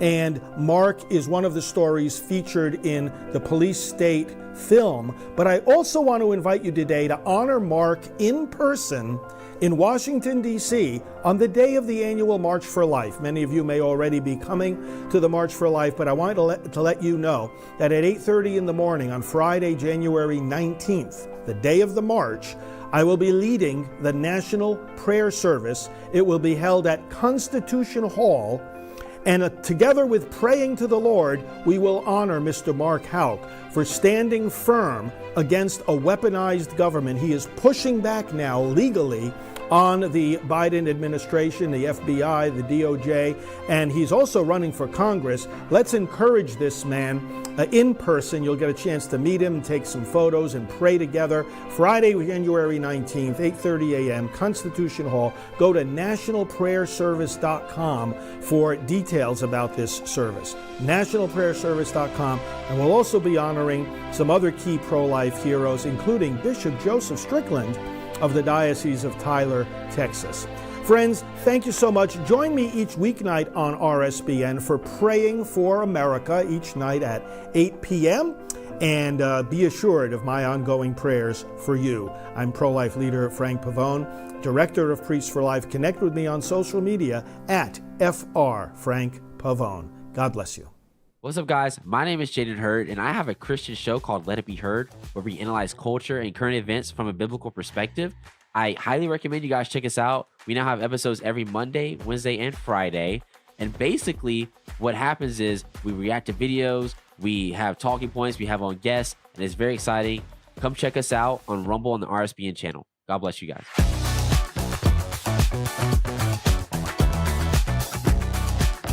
You asked and we listened. We've taken your suggestions and we've made our already amazing Percale bed sheets even better. As a thank you, we're bringing these to you for as low as $24.98 with your promo code. And our new line of Percale bed sheets include everything you loved about our original sheets. Lightweight, durable, breathable, and they sleep cool and crisp. But now, because of you, they're made with 100% long staple cotton and the highest thread count to date. These sheets are softer and more durable than ever before. Plus, they come in all these new colors and styles. And you'll be getting 5-star luxury sheets delivered directly to your front door for as low as $24.98. Not only that, they come with our 10-year warranty and the 60-day money-back guarantee. So go to mypillow.com or call the number on your screen now. Use your promo code to save 50% or more. That's as low as $24.98. This introductory offer won't last long, so please order now. Right Side Broadcasting is known for panning the crowds, showing the packed arenas, and allowing you to see the truth. We've covered hundreds of rallies, briefings, marches, CPAC, and the historic overturning of Roe v. Wade. Right Side Broadcasting was created in 2015 by our founder, Joe Seals, creating a unique broadcasting experience that allows you to make your own decision rather than force-feeding you an agenda. We don't cut or edit people's words or twist them to fit a particular point of view. We allow our correspondents to be open about their opinions while maintaining journalistic integrity. Right Side Broadcasting wants to continue our legacy with help from people just like you. Your donations and support allow us to continue to be the gold standard in live, unedited event coverage. Help our cause by sharing our broadcasts, subscribing on our social media platforms, and supporting us on our locals community. Your monthly or one-time contributions on our website are crucial in our fight for the truth. Thank you for all of your generous support. My Towels solved a problem that we've all had with towels. You go into the stores and they feel lotiony and soft, but then you get them home and they wind dry you. That's why I made My Towels. They actually work, they're soft, and they absorb. And now I'm excited to announce 2 brand new lines of My Towels. What makes them the best towels ever is they're now made with 100% long staple Shapir cotton. This is a combed ring-spun cotton that makes My Towels even softer and more absorbent than ever. And now you get a 6-piece set for an amazing introductory sale price as low as $29.98. So go to mypillow.com or call the number on your screen. Use your promo code to get My Towels for only $29.98. Or you can get my designer premium line for just $20 more. Either way, you save 50% now on all My Towels. They actually work. What a concept. This offer won't last long, so please order now. MyPillow.com. Welcome back to Right Side Broadcasting Network. I'm Vanessa Broussard reporting to you live from Houston, Texas. As we await for President Donald J. Trump to take the stage behind us, the crowd is listening to some Adele right now, getting pumped up before the president comes on stage. We did hear from some state officials earlier on. They came on stage and kind of talked to the crowd, got them pumped up. We heard from the state land commissioner, and then also Sid Powell came on stage, and then one of the state representatives for this district came on stage as well. And so the crowd's really loving it. It's a gorgeous day here. The sun's out. It's not too hot. Usually in Texas it's hot. Even for Thanksgiving it's usually hot, but we're in the 60s today, so we're enjoying it. It's a perfect time for the president to come in and talk to the oil and gas workers. Houston is the top hub in the nation for oil and gas, and also all of the surrounding areas are as well. If you're just now joining us, thanks for being here with us as we get ready for the president, who should be taking the stage at the top of the hour. So that should be any moment now. And we're excited to hear from him. The first public event that he's had this month, the first Thursday of the month. Now we know that he is going to to New York City next week to fight a civil case against him and his family, and how hard that must be for him, because they're attacking him from left and right. No matter what he does, they're attacking him. They've been doing so since he came down the golden escalators, but now they're calling in his children to testify. And you know how the saying goes, you can mess with me, but don't mess with my kids. You know that's how President Trump feels in this case as well. Don Jr., he testified yesterday. I believe Eric is today, and then Ivanka is next week, as well as President Trump having to appear in court. That's the state AG's office saying that the Trumps were not truthful when it came to their business disclosures on their finances and how much the company is worth.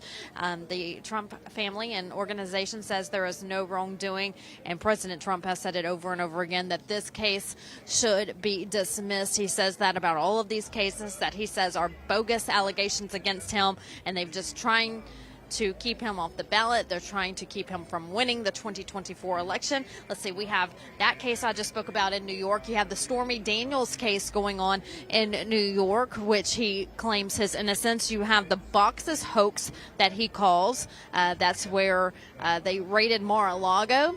President Trump calling it the boxes hoax. They say they found all of these boxes of classified documents at Mar-a-Lago. President Trump says he had the right to have those documents there. Then you have Washington, D.C., where they're claiming that he had something to do with the January 6th incidents at the Capitol, and they're also getting him for questioning the outcome of the election, and that's also going on in Atlanta, Georgia as well. So all of these cases the president's saying are bogus. They are election interference because he's having to appear in court in the middle of his campaign. This is all going on in the middle of his campaign, and then when you fast forward to next year at the start of 2024, he's starting to have to appear in court during the Iowa caucus, which is the first one up in January, and then you have Super Tuesday in March, and he's got court cases all around those dates as well. So it looks like the left is trying to interfere, which he's claiming is happening. It's like they're trying to interfere with the election, having him in court instead of out on the campaign trail talking to the people. It's just ironic where the dates fall and how this is all unfolding and how it all just comes together around the big days, the Iowa caucus and the March voting period. Texas is also one of those states that will be voting in Super Tuesday. So President Trump speaks about it a lot. If you're not following him on Truth Social, please do so. He's very vocal. Most of the time he's posting on Truth in the very early hours of the morning, late at night. Sometimes I wonder if he ever sleeps at all, because he's always posting away, telling his opinions on a lot of these court cases. So that's President Trump on Truth Social. Speaking of Truth Social, if you're on there right now, follow Right Side Broadcasting Network as we head into the 2024 election, and follow me as well, Vanessa Broussard. I'm there, and also on social media, other social media sites. X, I'm still trying to get used to that. I want to say Twitter, but it's formerly known as Twitter. X, owned by Elon Musk. He changed the name. In fact, my mom last night, she says she was trying to get on to Twitter, and she says, where do I go now on her icon on her phone, because it now says X. And so she was a little confused, but we all are. We're trying to, remember that it's X now and not Twitter. So follow us there as well. And then YouTube, Rumble, of course. Make sure you're following us on Rumble. Click on Locals to get exclusive content. And then share our post as well, so that way your friends and family members can know to follow Right Side Broadcasting Network. And go to, I know there's a lot going on here, but go to RSBNetwork.com. That's RSBNetwork.com. Sign up for our newsletters, and so that way you can get updates on all the political activities going on in Washington, D.C., and also on the campaign trail as well. So Right Side Broadcasting Network, we're going to be with you all the way. It's so much fun to be on the campaign trail. Like, I was speaking to a woman. She came up to me at the media table before we were let inside this morning, and she said, it is so nice being here. I came here with one of my friends, and she said, we're all like-minded people. And I said, isn't that great? Isn't it wonderful? That's what these events are about. It's about people who love their faith, their freedom, their family. They love God, and they just want a safe, happy country. That's all we ask. And the left is making it so hard for us because they have these wacky ideas and these crazy ways that they just want to implement on us and just ruin it all. No, we just want what our founding fathers wanted for our country. We just want what our grandparents, the country our grandparents grew up in, we just want that. And so we just feel like everything is getting a little wacky. That's the only word I can use right now, a little wacky here in America. And so, yes, when we are at these events, a lot of like-minded people come up to us, and it's very refreshing and rewarding to be around these people. Everyone supporting and loving the red, white, and blue. All right, we're here to talk about the oil and gas industry today. That's why President Trump is coming to town to talk to the oil and gas industry and to these workers. And I think that one of the representatives who spoke earlier hit the nail right on the head when he said, we don't thank you enough. Thank you for all that you do, because every time we put gas in the car, we go visit a family member, we take a trip to see a loved one, we have air conditioner in our house. All of this is because of the oil and gas industry. And so think about that next time you're doing things that you may take for granted or don't even think about. It is because of the oil and gas industry and those people who work hard to make sure they produce enough oil and gas for us, petroleum, to keep things up and running. All right, let's take a look at the crowd, because I'm curious to see, if my back's turned to them, I can't see them. So I'm curious to see what it looks like too. Oh yeah, we're really filling up now. The seats are full. The inside standing room only is full, and we have an overflow crowd starting to take shape on both sides. We always show the crowds here on Right Side Broadcasting Network. We love the MAGA movement and the people who come out and they just want a conservative America. They want a better America, and all of these events, the crowds are great. We really appreciate all the people who come out to these events and all the people who come up to us and say, we love Right Side Broadcasting Network. We love you all too. All right, I do want to talk a little bit as we look at the crowds, because we love showing the crowds here on Right Side Broadcasting. Talk about our economy right now, the gas prices. Whew. Let me tell you, whenever I have to get gasoline and groceries in the same day, I just kind of roll my eyes and take a big sigh, because it's so expensive. So gas right now here in Texas, it's $2.96 for a regular gallon of gas. Now, if you're in California, you're probably thinking, oh, that's cheap compared to where we are, because I know some of you are sitting at $7 and $8 a gallon. Well, in Texas, our cost of living isn't as high, but that is expensive to us. $2.96 dollars per gallon, that is. The national average right now is $3.48. So again, to fill up your tank, you're looking at, $3-4 the average. Most places are more than that. A lot of places are. Just mentioned California. I do not know how you do it in California. That's just unbelievable. I could not live in a Governor Newsom run state. California is beautiful. It's gorgeous. I love going there. I've been to LA so many times, Orange County so many times. I've been to San Diego. The state is gorgeous. The governor, not so much. And so I know that there's so many Republicans there who have been silenced for so long. You're scared to lose your jobs. You're scared to say anything if you're in the movie industry or music industry, because you feel like you're going to be retaliated against. But look, I've even met people in the industry who say, we're not being silent anymore. So it's so good to see even people in California stepping up and saying, let's gather together and gather around and make a change. And we hear you, we see you, we are supporting you. It's just Governor Newsom. He's really putting a damper on that state. A gorgeous state, California. Love California. When it comes to restaurants, we know that you're struggling as well. People can't afford to go out to eat. When I go to a fast food restaurant now, it's costing double for a hamburger than it was just, a year or two ago. I can't believe every time I go to a drive-through, the prices just keep going up and up and up. And so a lot of times whenever I get a meal for myself and, say, my mom together, I mean, it's just unbelievable how high that the prices have gone. And so try to save where you can, because we just don't know how much higher it's going to get. We have a year left, at least a year left with Joe Biden. So save where you can. Small businesses, we know you're struggling as well. Do what you can to support small businesses. I'm a firm believer in that. Small businesses are the backbone of our communities. They're the ones that support your child's little league baseball, your children's cheer competition, whatever the case may be. They are the ones.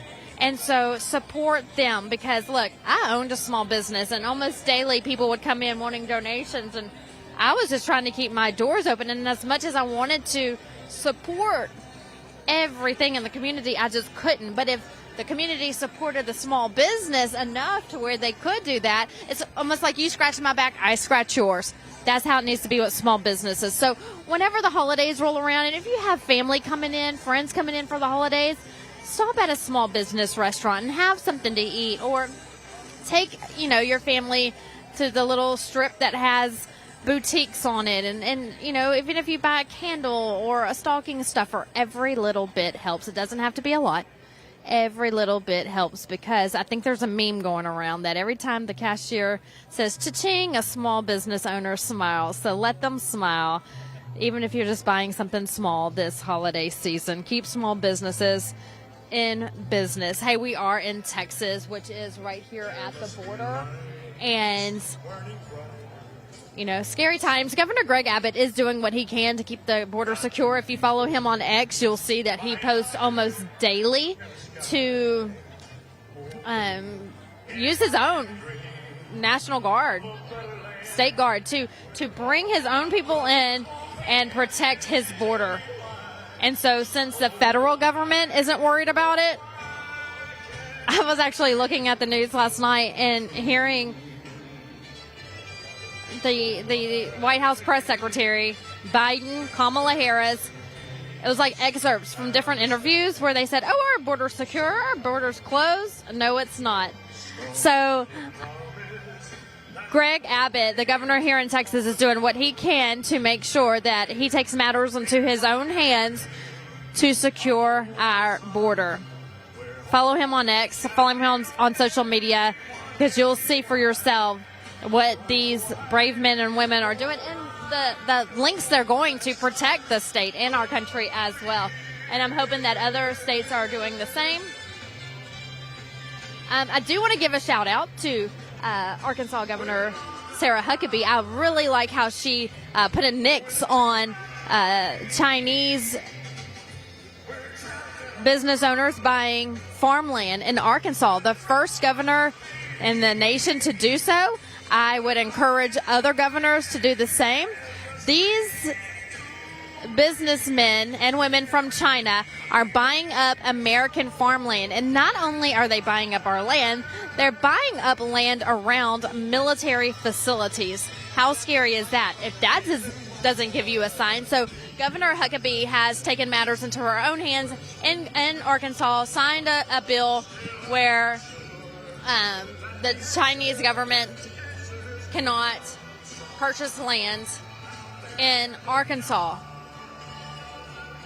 Encourage your state to do the same thing. Buy land. I spent a lot of time online. I was also seeing this the other day, that instead of leaving your children material things for the next generation, leave them your business, leave them land. That's what matters. Keep it in the family. So important. So again, good news from Arkansas. Governor Huckabee making sure that her farmland there in the state is not bought out by Chinese businessmen and women. Hey, we're nearing the top of the hour. It's 3:57 here in Texas. Houston, Texas, a little warm today. It was cold this morning, but the sun came out, and I'm waiting on President Donald Trump, who should be taking the stage in just a few minutes. Looking at the polls, I'm going to stop for a second because President Trump's name is being chanted. I'll let you listen in.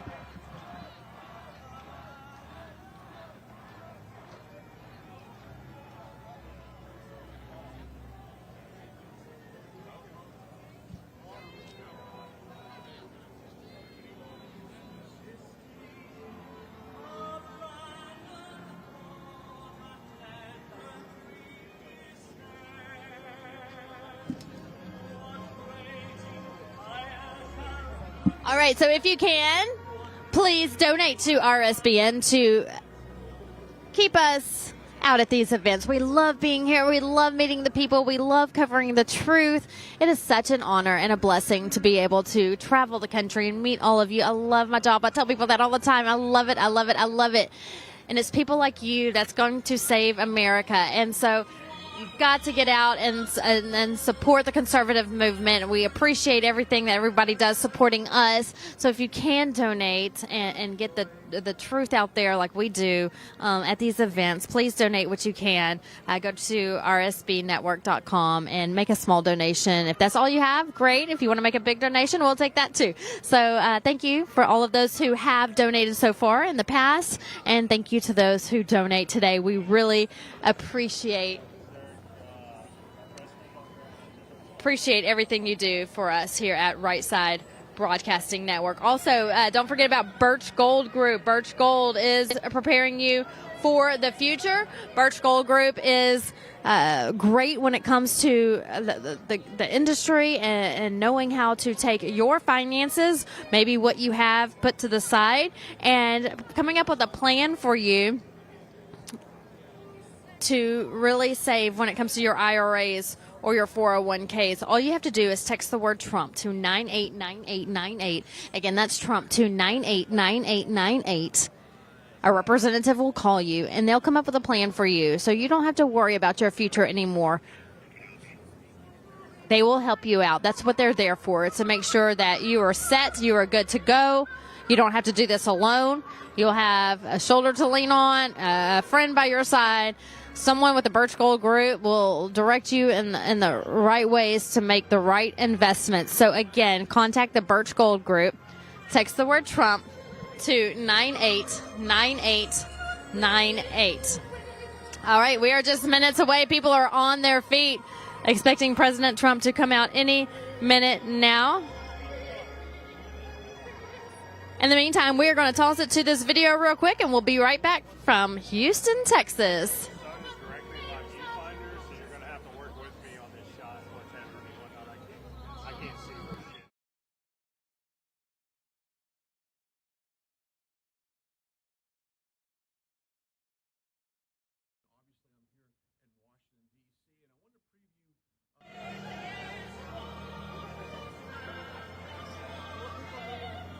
Had to put the tallest dude with the biggest sign right in front of the podium.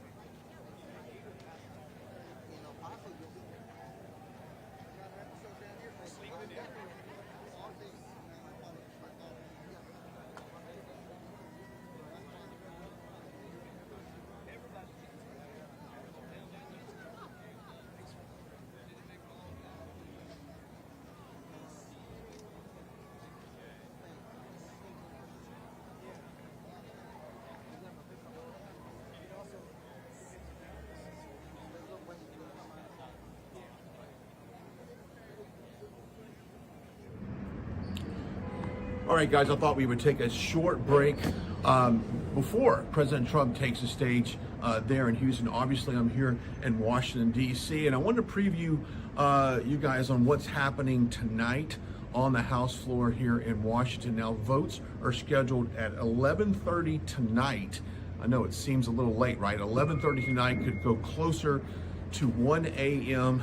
tomorrow morning. Now, one of the biggest things they're going to vote on tonight is the funding to Israel and additional funding. Let me explain what is happening right now. There's about $3.8 billion right now that has been sitting on Chuck Schumer's desk in the Senate, waiting to be approved to help Israel in that conflict. Now, there is an additional funding of $14.2 billion that is being proposed tonight that House congressional members will vote on. Now, a lot of members are split between deciding whether or not they feel like some of the priorities should be shifted to our southern border. We still have a border crisis that's been wide open that has not been addressed, and of course, the ever-growing sentiment to help Israel in this conflict by giving them the assets they need in that war.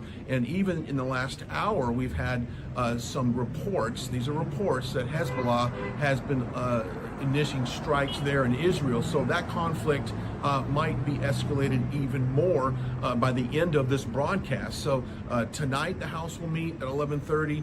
That will be, if I'm not mistaken, one of the last votes that's on the floor. So additional funding to Israel. Obviously, we as a nation, we are all standing behind Israel, but I think you have a little bit of a struggle with several people in Congress in terms of what is that in the best interest of America, an America first mindset. We still have a ton of crises that we're dealing with right now, and do we need to send additional dollars over to Israel right now? Right now, we've got $3.8 billion sitting in the Senate that's unapproved that needs to go to Israel, but has not been passed by the Senate there, with Senator Chuck Schumer in charge of that. So does the additional funding, would that ever make it anyway off his desk? Anyway, we wanted to update you here in beautiful Washington, D.C. As always, go to our website, rsbnetwork.com. That's rsbnetwork.com. Sign up for our newsletter. It's absolutely free. It doesn't cost you anything. Just put in some of your information and we'll get it over to you as news happens. Don't forget also to follow us on all of our social media platforms to stay updated on what's going on the campaign in 2024. I know we just announced today on November 11th, the Trump campaign is back in New Hampshire for an event. Stay tuned for that as well. But until then, a beautiful shot of our nation's capital as you guys wait there in Houston, Texas. President Trump taking the stage any moment. Thank you.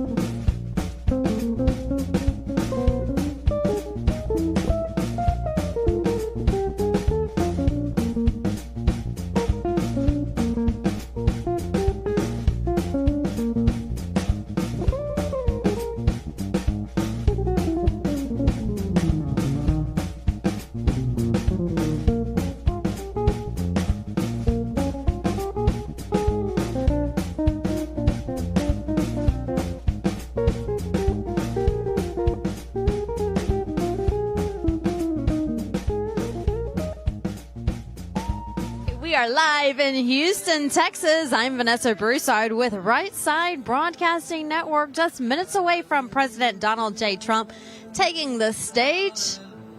He was supposed to go on at 4 o'clock, but as things happen, sometimes that gets pushed back. So we are hearing that it will be any minute now. We see Secret Service starting to surround the stage. Once they come out, that's a good sign that it should be any minute now. We have more security surrounding the stage for when he comes out. People are on their feet. They have been for about 13 minutes now. When we hit the top of the hour, people started standing up with their phones out and they started chanting. Everyone's ready to get a glimpse of President Donald J. Trump. We're exactly 1 year away from November 2024. It seems so close, yet it seems so far away, but October flew by, so maybe it'll all fly by and we'll have a new president in 2025. If you're watching right now, I know you probably agree with that. President Trump will be making campaign stops all throughout the country. He's going to be very busy. Stay with Right Side Broadcasting Network as we continue on the campaign trail into 2024. It's a good time being on the road and meeting so many great Americans from so many different states and cities. Everyone's great, from the people at the airports to the Uber drivers, you name it, hotels, restaurants we go to. People are just so kind. And, of course, everyone at these events, wonderful. Thank you for supporting Right Side Broadcasting Network. We support you as well, and we are going to be here for the long haul. So stay on the road with us as we enter 2024 and the campaign trail. President Donald Trump leading the polls when it comes to the GOP primary. He's leading by 40% in some cases, 50% in other polls. Also, you have the matchup, head-to-head matchup, President Trump against Joe Biden. He's also leading those polls as well. We are seeing some Texas delegates being taken to their seats right now. That means that it should be any minute that the president comes out, now that these Texas representatives and delegates are being seated in the front.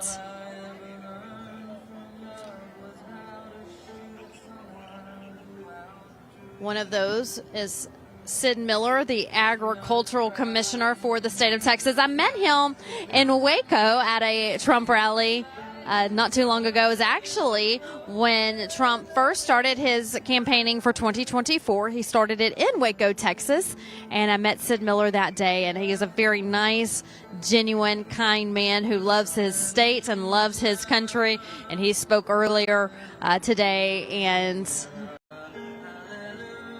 he also says he loves President Donald J. Trump. He told the crowd, he says, the best thing that's ever happened in my lifetime, or ever, he says, was President Donald J. Trump as the president. So he encouraged the crowds who vote for President Donald J. Trump come Super Tuesday, which will be here in March.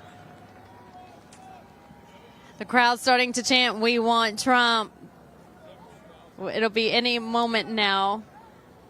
We are in the district of Congressman Wesley Hunt. Wesley Hunt took the stage earlier talking about how proud he is to represent this district and that the people support him. He supports the people. It's not about what color you are. It's not about what nationality, religion, nothing. We are all American, and that's what's so important, is that we all want a better America. So he says Donald Trump has had witch hunt after him. He has had several indictments,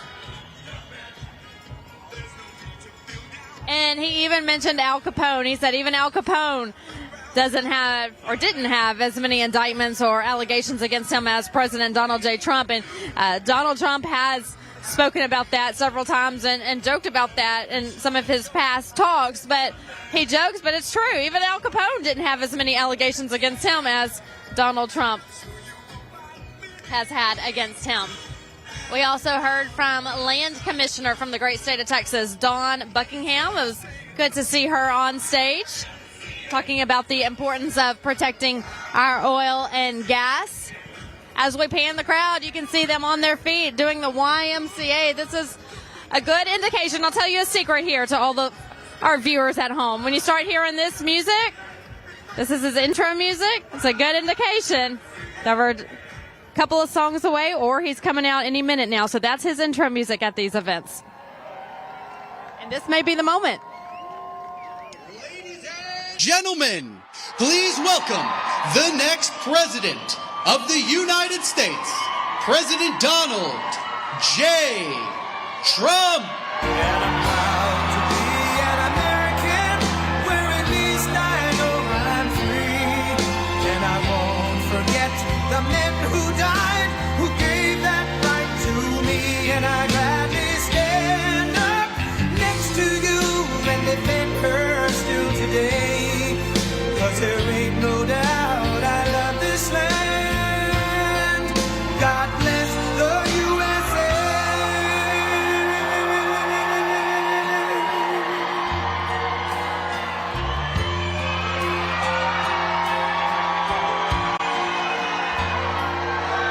From the lakes of Minnesota to the hills of Tennessee, across the plains of Texas, from sea to shining sea, from Detroit down to Houston, and New York to LA, where there's pride in every American heart, and it's time we stand and say that I'm proud to be an American, where at least I know I'm free, and I won't forget the men who died, who gave that right to me. And I gladly stand up next to you and defend her still today. 'Cause there ain't no doubt I love this land. God bless the USA.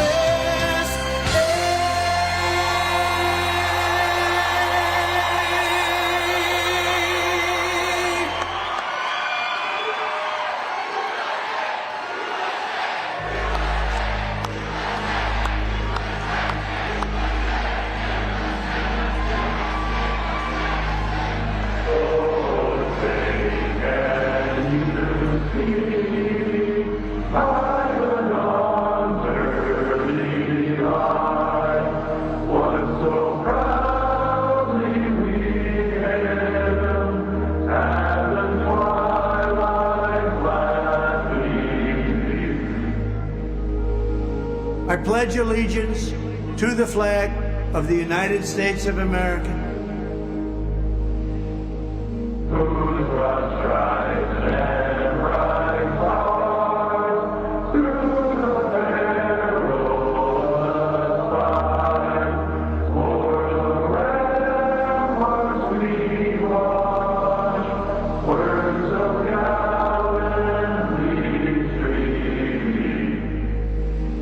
And to the republic for which it stands,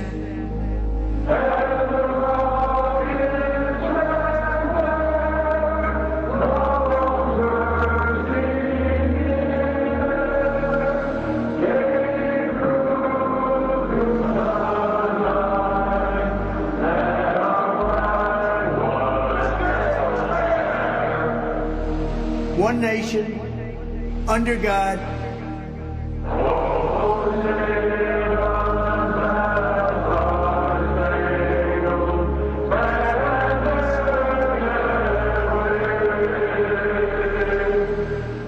indivisible, with liberty and justice for all.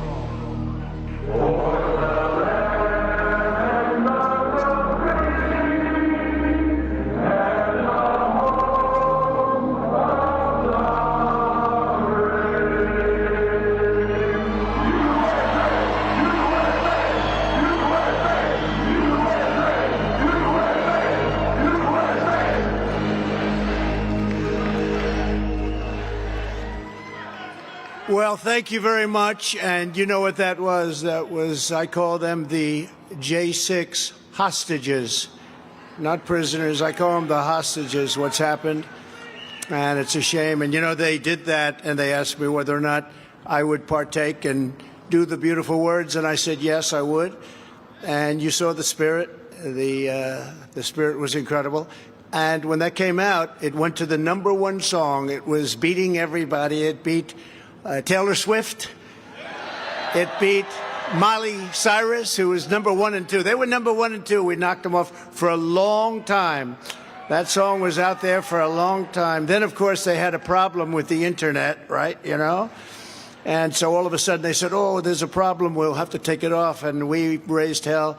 And it went back on. That was up there for a long time. It was a #1 record or song there was for months. So I just want to tell you about it. And I thought maybe this would be an appropriate place. It's certainly an appropriate state. I love Texas, and it's big and strong. And the people are big and strong, too. So I thought you'd like to hear that.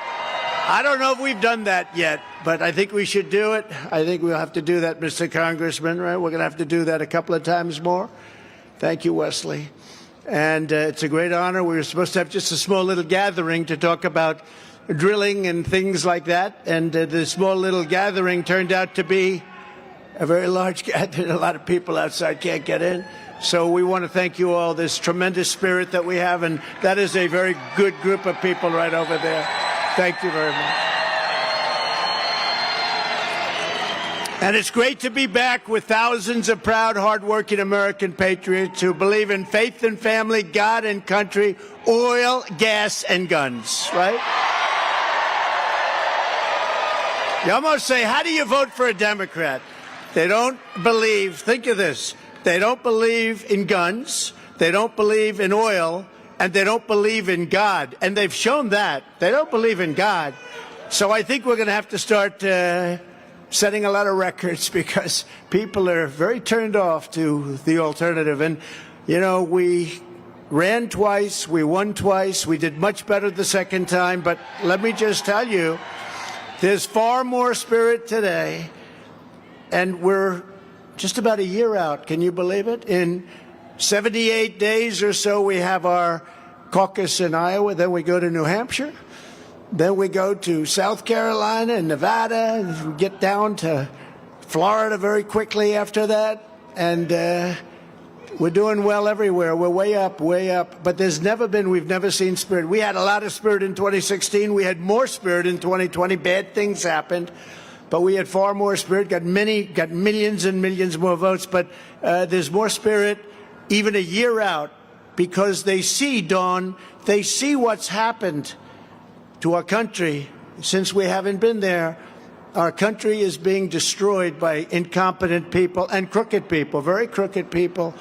But I'm delighted to be here at Trendsetter Engineering. What a great company this is. What a great company. They can go down. They used to go straight down. Now they can do circles with those suckers, right? What they can do. They can even go to other people's property, I bet.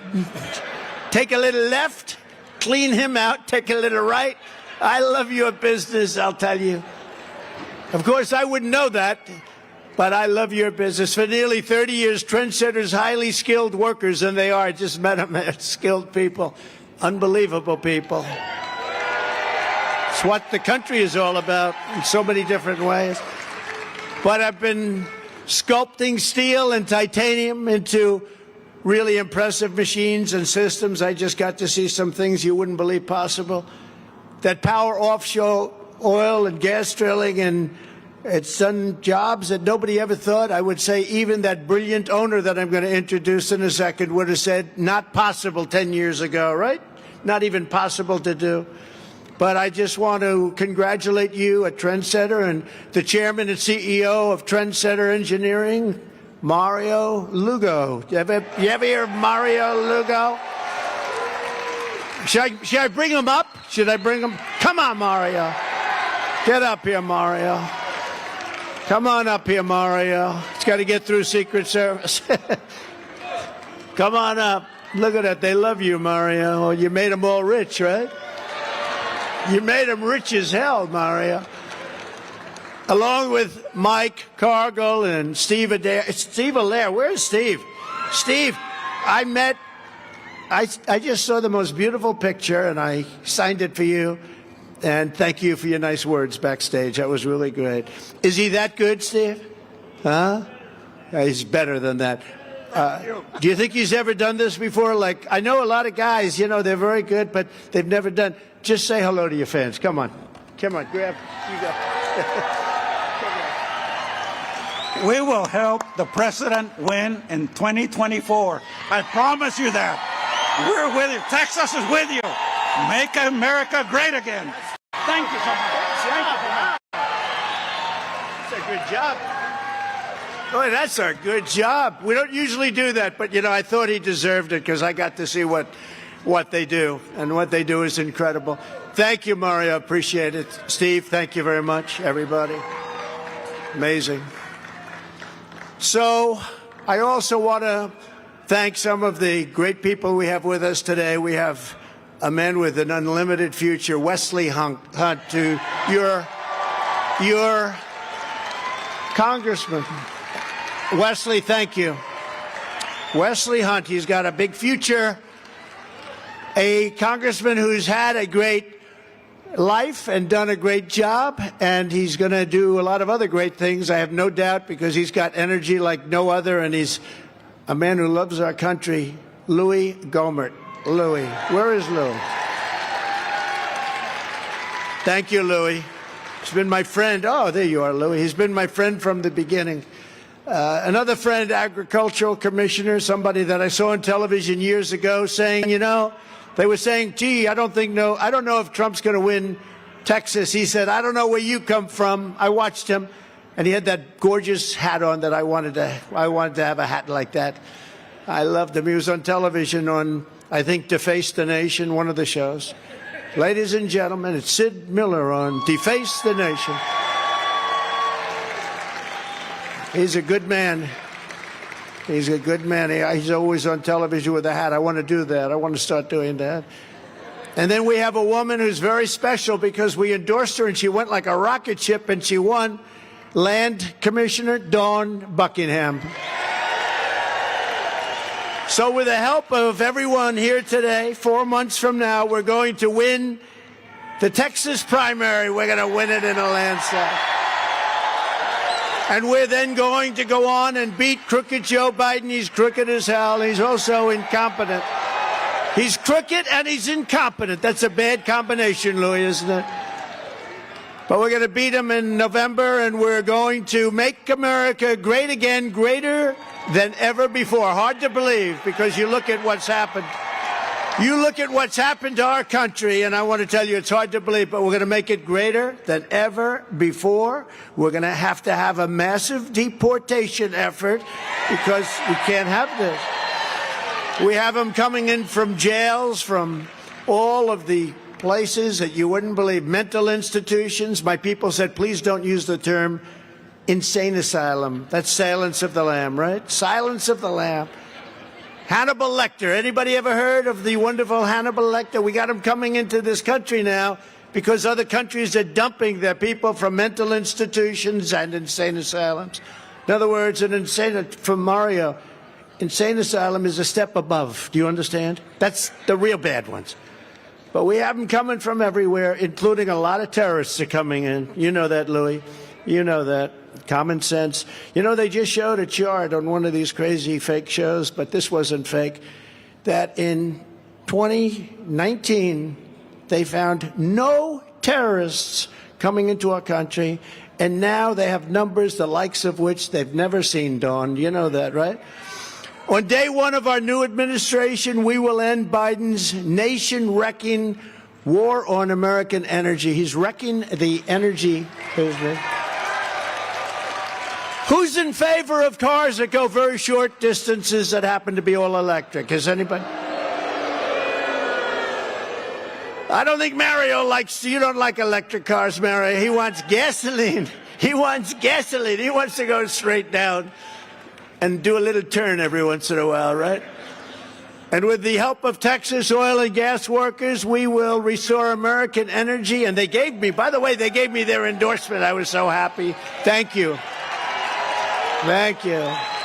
Ron DeSanctimonious came here trying to get that. They gave their endorsement to me. So it's really, that was really something. But, you know, we were energy independent. 3 years ago, we didn't need anybody. We're going to shortly be energy dominant. We're going to make so much money. We're going to pay off debt. The $35 trillion in debt, we're going to pay it off. We're going to get it done fast, too.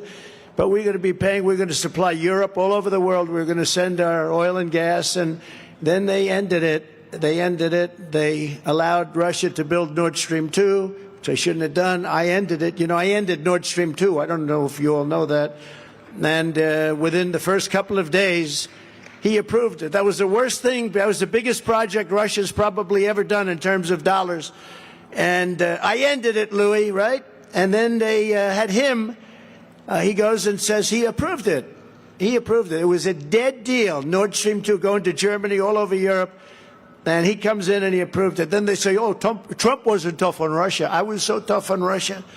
Putin said, if you're not tough now, I'd hate like hell to see you if you were tough. What we did was sanctions to Russia. We did things that you wouldn't believe. But what we're going to do for our country is very simple. Drill, baby, drill. Okay? Drill, baby, drill. That's what we're doing. We're going to get it back even higher. You know, we took it from third place. We were in third and even fourth place. We were, when I left, unexpectedly, when I left, we were at number one by a lot. And now they're dismantling all of that. They want to go all electric, even though we don't have enough electricity to cool down California in the summers. You see, they had blackouts all over the place. This summer was a disaster. The winter's no good. The whole thing is crazy. Let's go all electric, but we don't have enough electric to take care of somebody's air conditioner in California. It's all over the place. But I'm proud to say that under my leadership, the United States became the #1 producer of oil and natural gas in the world by far. I mean, not just by a little bit. You have to see the chart. We ought to put up a chart. Why didn't you give me a damn chart, Mario? I'll put it right on the face of that beautiful piece of equipment, whatever the hell it is. Well, that looks beautiful. That is a beautiful hunk of stuff. That goes pew. And we became a net energy exporter for the first time in the history of our country. Do you know that? Because of people like that. Within days of my inauguration, I approved the Keystone XL and the Dakota Access pipelines. Literally within days. Remember, they were stopped. They weren't going to approve them. The guys, they spent billions of dollars. They weren't going to approve them. And actually, what happened is the Keystone was all set to go. It was started. They actually started it. Biden came in and he took it away. He took the permits away from everybody. I don't know how much money they lost on that deal, but they were going to build a pipeline all the way over to the Gulf, and Biden stopped it. And, you know, the amazing thing is the union head representing the pipeline workers, the union head, I guarantee there's not one worker that voted for Biden, crooked Joe Biden, but the head of it, they endorsed this guy, and he comes in, and within 2 days he ended the whole project, and those people suffered greatly. 48,000 jobs, 48,000 people, they gave their life for that, and they never really sort of recovered. That's what they wanted to do.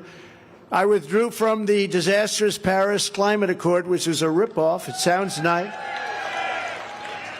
I want the Texas Climate Accord. I don't want the Paris. We don't need Paris Climate Accord. We want the Texas Climate Accord. This is the climate we want, right, Louis? No, that was one of the greatest ripoffs. China was exempt. India was exempt. Russia was exempt. China didn't have to do anything until 2035. Think of it. But we had to pay billions and billions and billions of dollars to other countries because they were a growing nation. They call them a growing nation. What are we? We're a nation that needs it more than anybody else now, because what they've done to our nation in the last 3 years, we need help a hell of a lot more than China and a hell of a lot more than these other countries that are ripping us off in every possible way, including psychologically. They've taken over the Middle East. Now Saudi Arabia is aligned with China. You know that, right? When did you think that was going to be happening? They're all aligned with China, Russia, China, North Korea with China.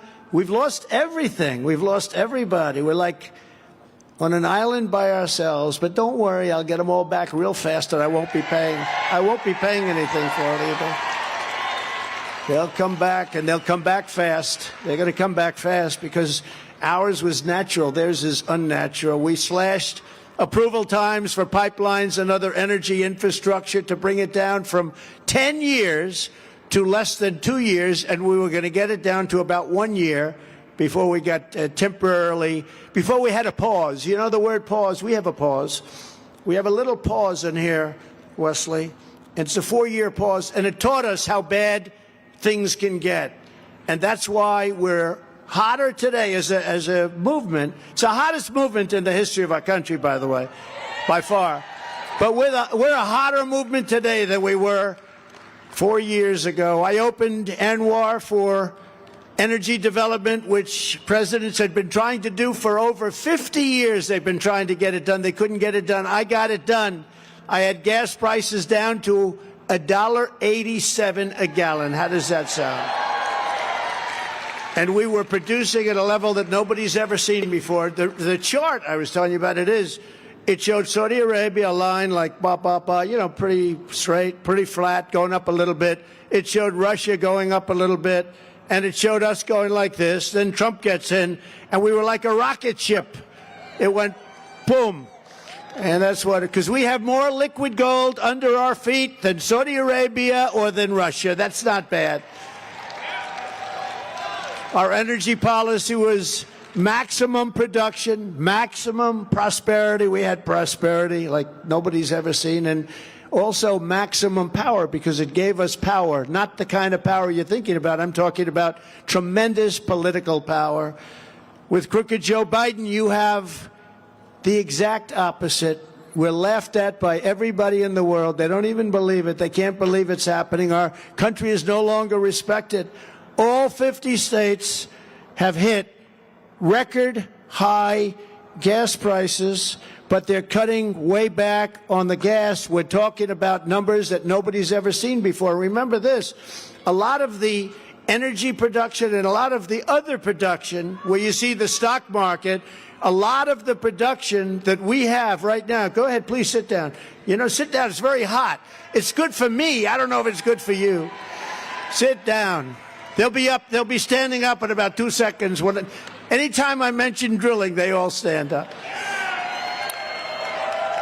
But you know, the Biden administration, if you look, they're so bad, but they're just coasting right now on the fumes from what we did. But those fumes are wearing thin, and you see that happening. The economy is horrible. What's going on? Biden blocked oil and gas leasing in America, and when he killed the Keystone Pipeline, he approved, remember that? The Russian pipeline shortly thereafter, Nord Stream 2, and nobody ever heard of Nord Stream 2 until I came along. Nobody knew they were building the biggest pipeline anyone's ever seen, I guess, covering all of Europe. And what he did is he immediately approved it. I had it absolutely stopped. He re-entered all of the Parisian situations where we were paying for everything and they weren't, the energy producers, and now he's pushing a suicide power plant regulations that will shut down every oil and gas and coal-fired power plant in America. You know, he's pushing regulations which will close up the power plants in this country. And the least he could do is take a look, a modern-day look at Germany. 4 years ago, I told Angela Merkel, who I got along with actually surprisingly well, she was tough, she made a couple of mistakes. She let about 2 million people into the country that they shouldn't have. That was a big mistake. And she made something else. She decided she's going all green. And they closed a lot of their plants, fueled by a lot of people and people here working there. And you know what happened? Their whole economy went to hell. And now they're opening up coal-fired plants all over Germany. Nobody knows that. They've gone the exact opposite because they tried this Green New Deal bullshit and it didn't work. Didn't work. And if Biden gets his way, the United States, and it's happening now because you see permits aren't being given out, they're taking everything. You know, we had that thing going so at a level, and now it's starting to come down because those times have expired and they're not renewing leases or anything else. The filing dates are coming due. People are going in for new drillings and they're getting rejected left and right. Who would do that? How stupid is that? That's like open borders. Let's open up our borders so the whole world can come into our country. These are stupid people. Or they're people that hate our country, and I'm not sure which. The way I look at it, they can't be stupid because anybody that can cheat on elections as good as them, they're pretty smart. But there's an evilness and a sickness there, and I really think they want to destroy our country. If Biden gets his way, the United States will be reduced to an impoverished third world, crippled blackouts. We're going to have crippling blackouts.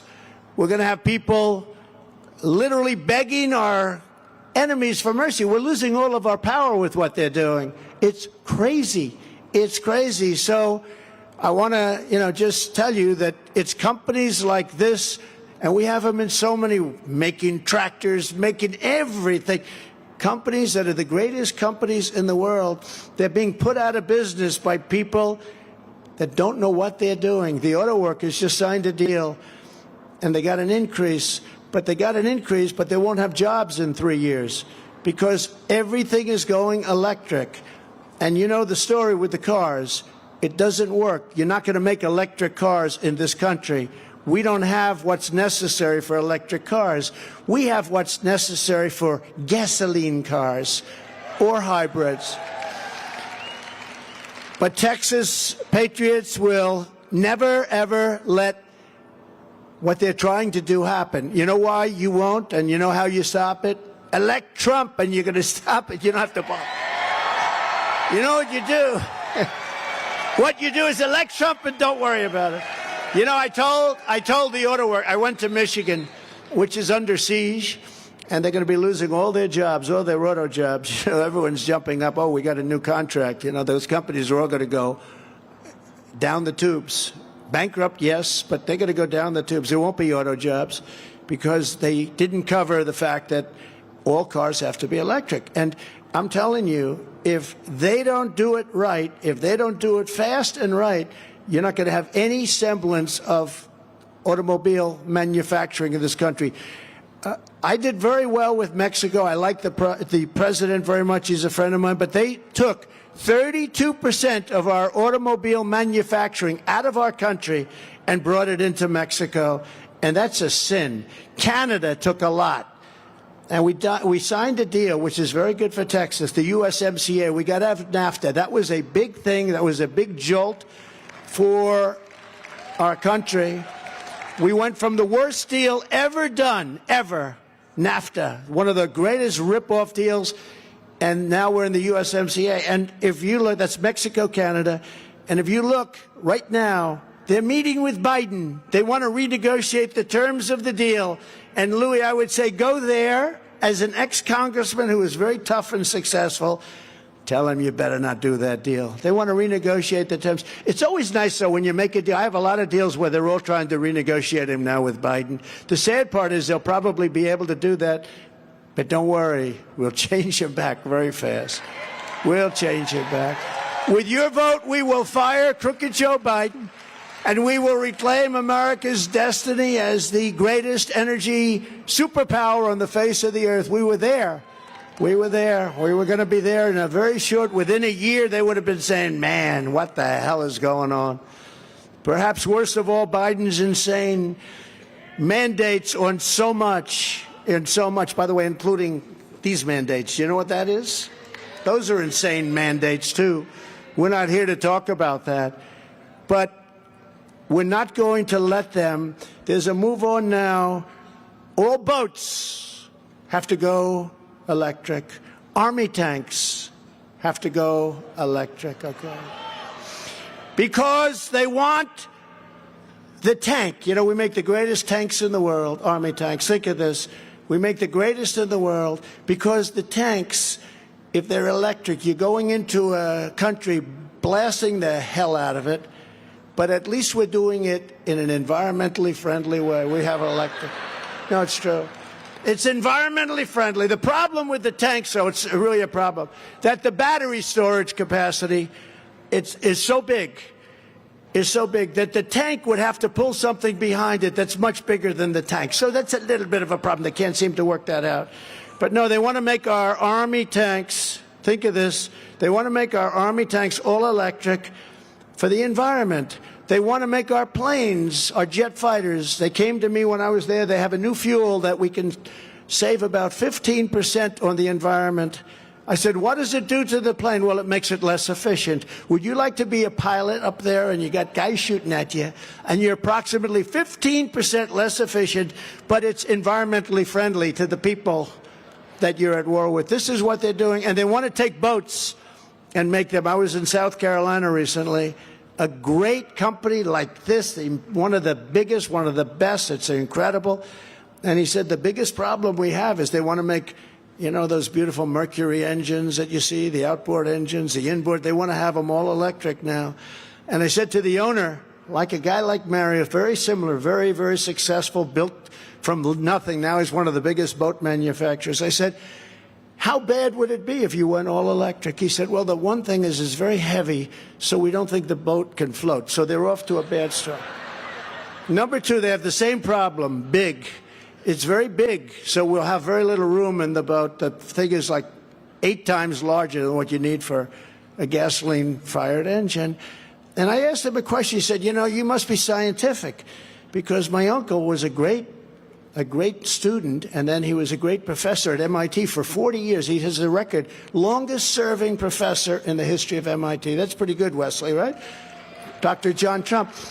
And I used to talk to him about things like this, but I said to him, he said, nobody's ever asked me. He said, what would happen if you're out at sea and your boat sinks and you have a whole big electric deal under you? Would you get electrocuted? He said, you know, nobody's ever asked me that question. I said, I'd like to know. What would happen? He said, I don't know. I'd have to think about it. I said, so if that boat goes down and you have a shark that's 10 yards away, so you have a choice of a shark or being electrocuted, I will take electrocution every single day. Do we agree? Anyway, the day I take office, I will cancel Crooked Joe's electric vehicle mandate, okay? Unless Mario doesn't want me. Unless Mario says don't do it, or Steve. Steve, can I do it, Steve? I don't know. Unless Mario says don't do it, otherwise I'll do it. We're going to cancel it the first day. In fact, I even said the first hour. After the speech, you know the long, beautiful runway you walk up after the speech? I will sign the papers as I'm walking up, okay? We won't even wait till I get to the office. True. It's true. Yeah, Texas was a big beneficiary of what we did, and the fumes are burning lightly now, but they're still burning a little bit. But in another year, you're going to see how bad it is, because you know what's happened. You know what? You all see the future. The future is bleak. Under the Trump administration, electric, hybrid, and gasoline-powered engines will be allowed all over our country and all over the world. But remember this, very important. That's allowed, but child sexual mutilation will not be allowed, okay? Will not be allowed. Right? You know, it's amazing when you run for office and you all of a sudden start talking about different things. And if you put ourselves up, take great politicians like we have in our various rows up here, and I didn't want to say front because I don't want to make them sound, you know, but they do have very good seats. They have very good seats. But you take these politicians. Wesley, who would have ever thought as a politician we'd stand up here before a tremendous crowd in Texas, where actually the crowd is probably 5 times bigger. We want to keep it down, right? I said just as small, so we talk about energy. And you have to see what's going on outside. Who would have ever thought that one of the things that we would talk about would be, we will stop child sexual mutilation? Could you imagine having, if you made the statement, even that statement, we will stop it, people would say, is he insane? Or we will give back parents their rights in school. They don't have any rights. But who would think you'd have to make that statement, Sid, right? We will give back parental rights. People would say, if you said that 10 years ago, they'd say, what's wrong with that guy? Of course we have parental rights. Or, how about this one? We will not allow men in women's sports. Who would say that? No, but who would say it? If you said that 10 years ago, they'd say you're crazy. And now I have to say it all the time, because they have men going into women's sports, setting records the likes of which nobody's ever seen before. You got to see the weightlifting records, though. Those are the ones. You know, there are some that are more obvious than others, right? You know, with golf, you still have to sink a putt. And the women can do it, the men can do it. Some can do it well, not too many. There aren't too many. But, you know, with weightlifting, that's down and dirty. That's how much can you lift. And you know this, or should I tell the one story? Have you heard it before? The one story is a young woman who was a great champion weightlifter, and she was going to break the record. Her mother, her father, her husband, everybody was there, 2 kids, and they're in the front row, just like these people right here, right there. And she's going to break this record, and she gets up. It's 216 or something pounds like that. It's a lot. And they put a 1/4 ounce on one side of the barbell, a 1/4 ounce on the other side of the barbell. She got over that thing, and she started going. She's going to show her parents that this is going to be a record. And I shouldn't do this because the First Lady hates me when I do it. She said, please don't do the weightlifting. It's not presidential. I said, but the crowds like it. Well, I wouldn't do this in a State of the Union speech. So she gets over that big barbell, and she gets it up, and she's so proud of herself. She gets it up. Oh, she's got it. The mother's going, go, baby, go. You can do it. You can do it, baby. I love you so much. And it's bad news. Bad things are happening. Mom, I'm sorry. Mom, I didn't do it. Boom. Didn't do it. Then a guy comes along. He's next. And he transitioned recently. They said, have you lifted before? No, I haven't really. No. Oh, well, good luck. He goes over the bar, looked at, bing, bong, boom, boom. I think they broke the record by 150 pounds, okay? Now just think how stupid. Or the swimmer. She looks left, she looks right. She sees all the people she's been swimming against. Top champion, NCAA, top. She looks left, she wants to break the record by 1/8 of a second, which would be a big achievement. It stood for a long time. And then she looks right and she sees the same people, except there's one person that transitioned. He transitioned about a year ago. She heard about her, and she looked up, and it's the largest human being she's ever seen, right next to her. He had, only the older folks would know what I mean by this, he had a wingspan very similar to Wilt the Stilt Chamberlain. And she said, what the hell, who is he? Or her? And they said, ready, set. Her parents were there too. She wanted to do them so proud. Go! And she was badly injured, very sadly injured. You know why? Windburn. He went by her so fast that she suffered massive windburn. They took her to the hospital. Now, the whole thing is ridiculous. And you know, women are afraid to speak out about it, believe it or not. Even these athletes on the teams, they're afraid. Well, it's okay, it's okay. It's ridiculous. It's very demeaning to women, and we will end that on the first day. So Biden's, Crooked Joe's green new energy calamity is one of the biggest factors causing, as you know, the inflation disaster, which is about the worst we've ever had. The typical American family is paying more than $2,250 in increased energy costs since Biden took office. That's a lot. And if you look at the overall cost, it's about $8,000 per family. You add up the bacon. You know, bacon is up 5 times what it used to be. But food is up worse than energy. You know, energy is bad. This is your business. But food is worse, and other things are worse. By contrast, under the Trump administration, we reduced energy costs for the average American family by $2,500 a year. That's a big difference, $5,000. It's $5,000. Low-cost energy also helped us bring jobs and factories roaring back from China, Mexico, and all of the other foreign countries that have been ripping us off for many years, decades and decades. We created an incredible 1.2 million new manufacturing jobs. Nobody said that was possible. Do you remember Obama? Did anybody ever hear of Obama?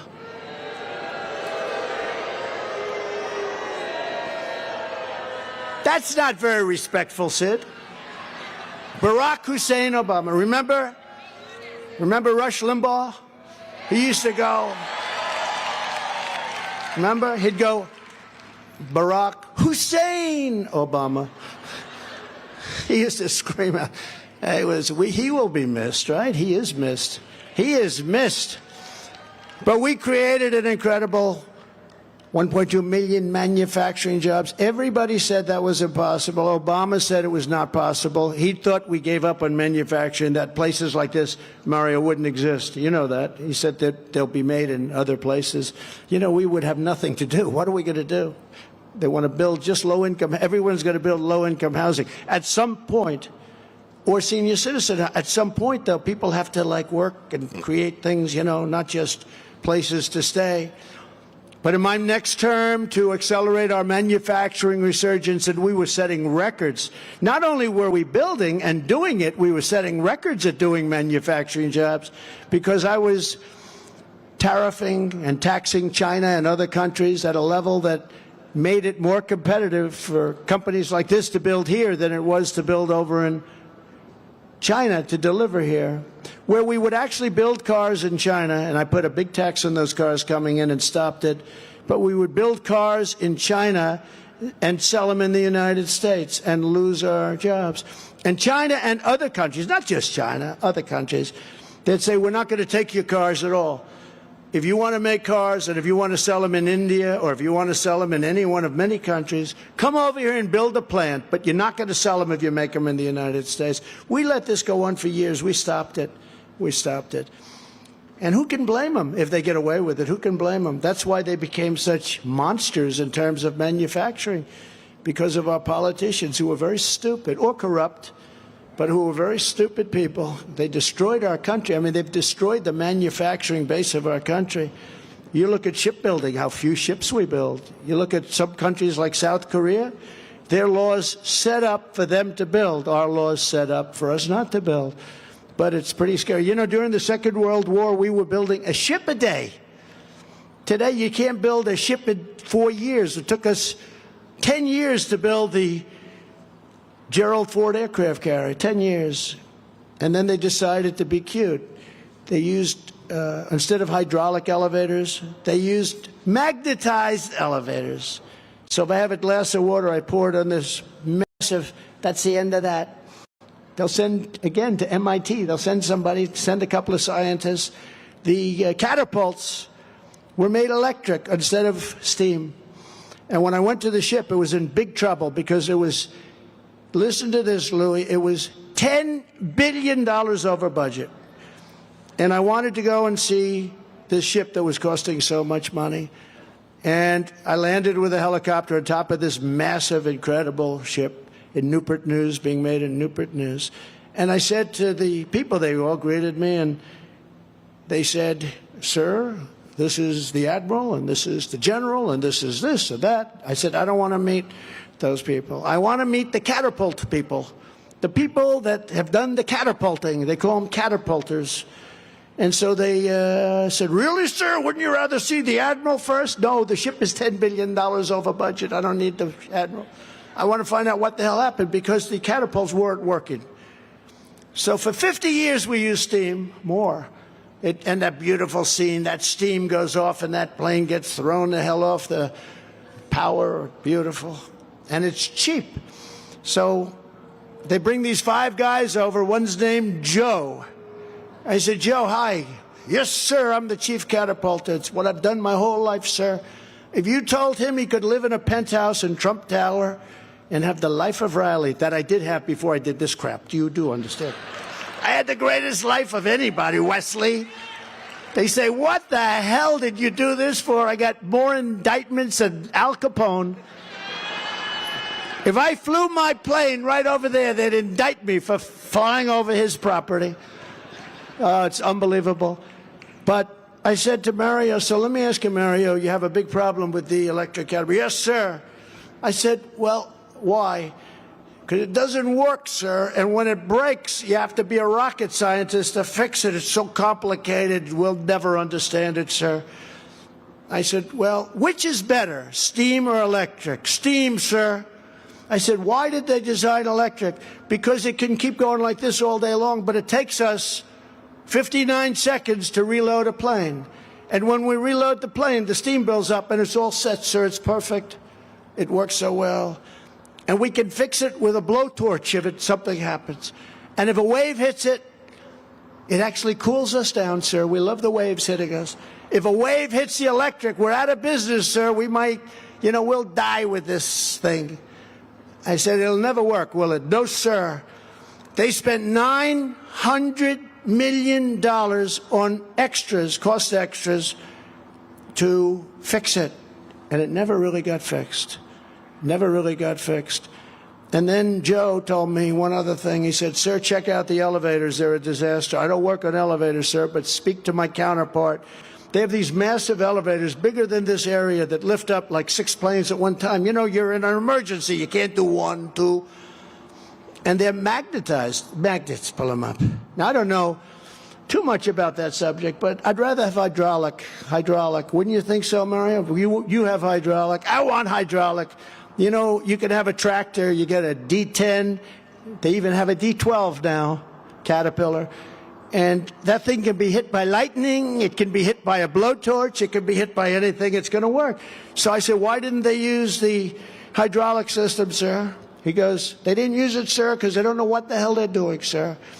And they were having a huge problem with the elevators because when they're magnetized, it's very delicate. And when they break, nobody knows how to fix them. Can you imagine you're in a battle, Louis, and you need your planes up on the deck fast? And they say, "Well, the water's a little rough today." the elevators got hit by a couple of drops of water, and now they're out. That's where we are. So it's just one other thing. They built the aircraft carrier differently. They put the cabin, the tower, not in the middle. You know the way it's shaped this way, right? He would know exactly what I'm talking about. Steve, you would know too. It's shaped this way, right?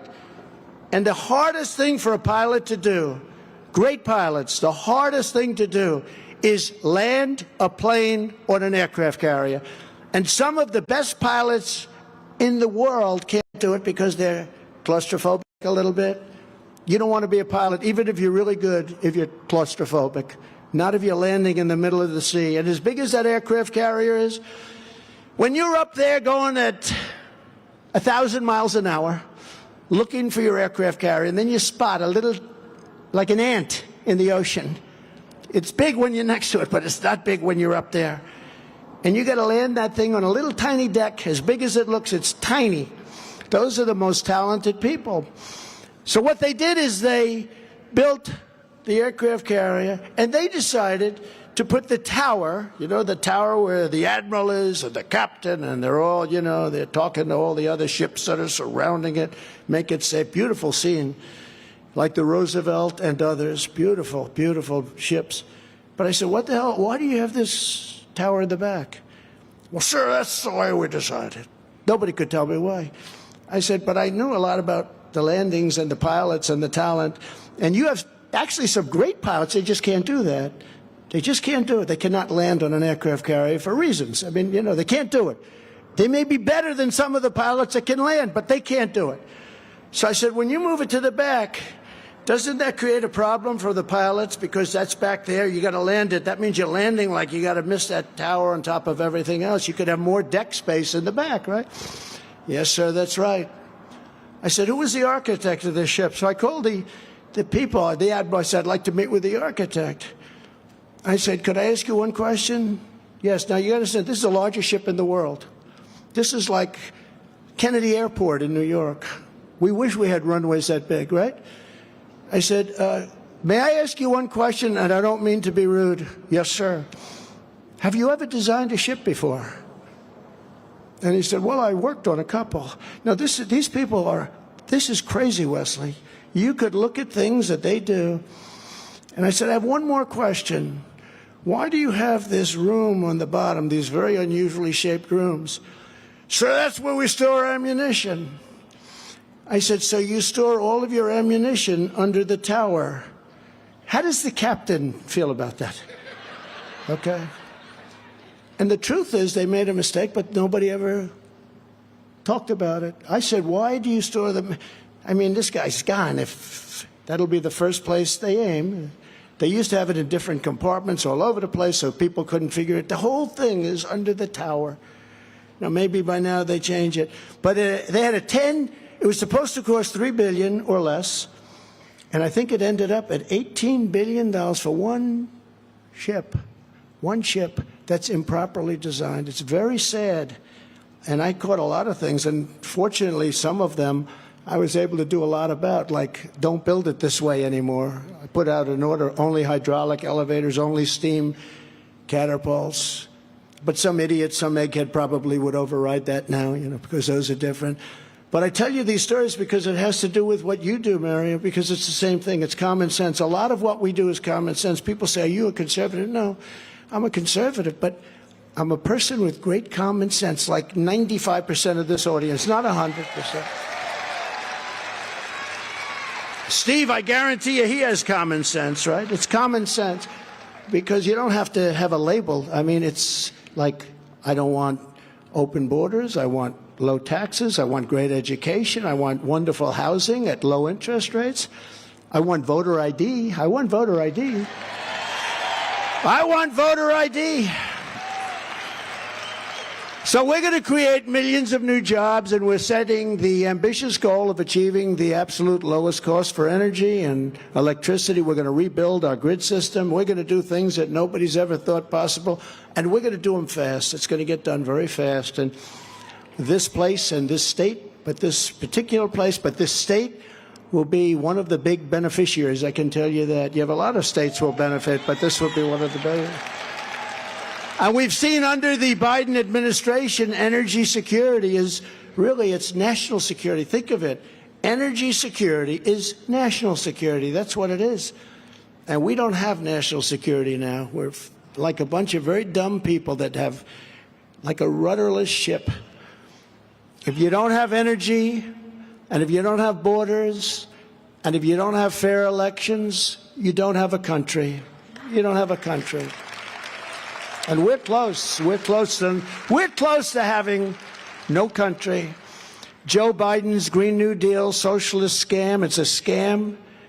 It ships our energy jobs from Texas to Tehran and from Midland to Moscow, from Beaumont to Beijing. Beijing, China, lovely place. I've been there. Lovely place. Incredible what they've done. They've taken so much of what we had. Biden's policies are good for China, but they're not good for America, and we're interested in America. That's why I always say America first. We got that started.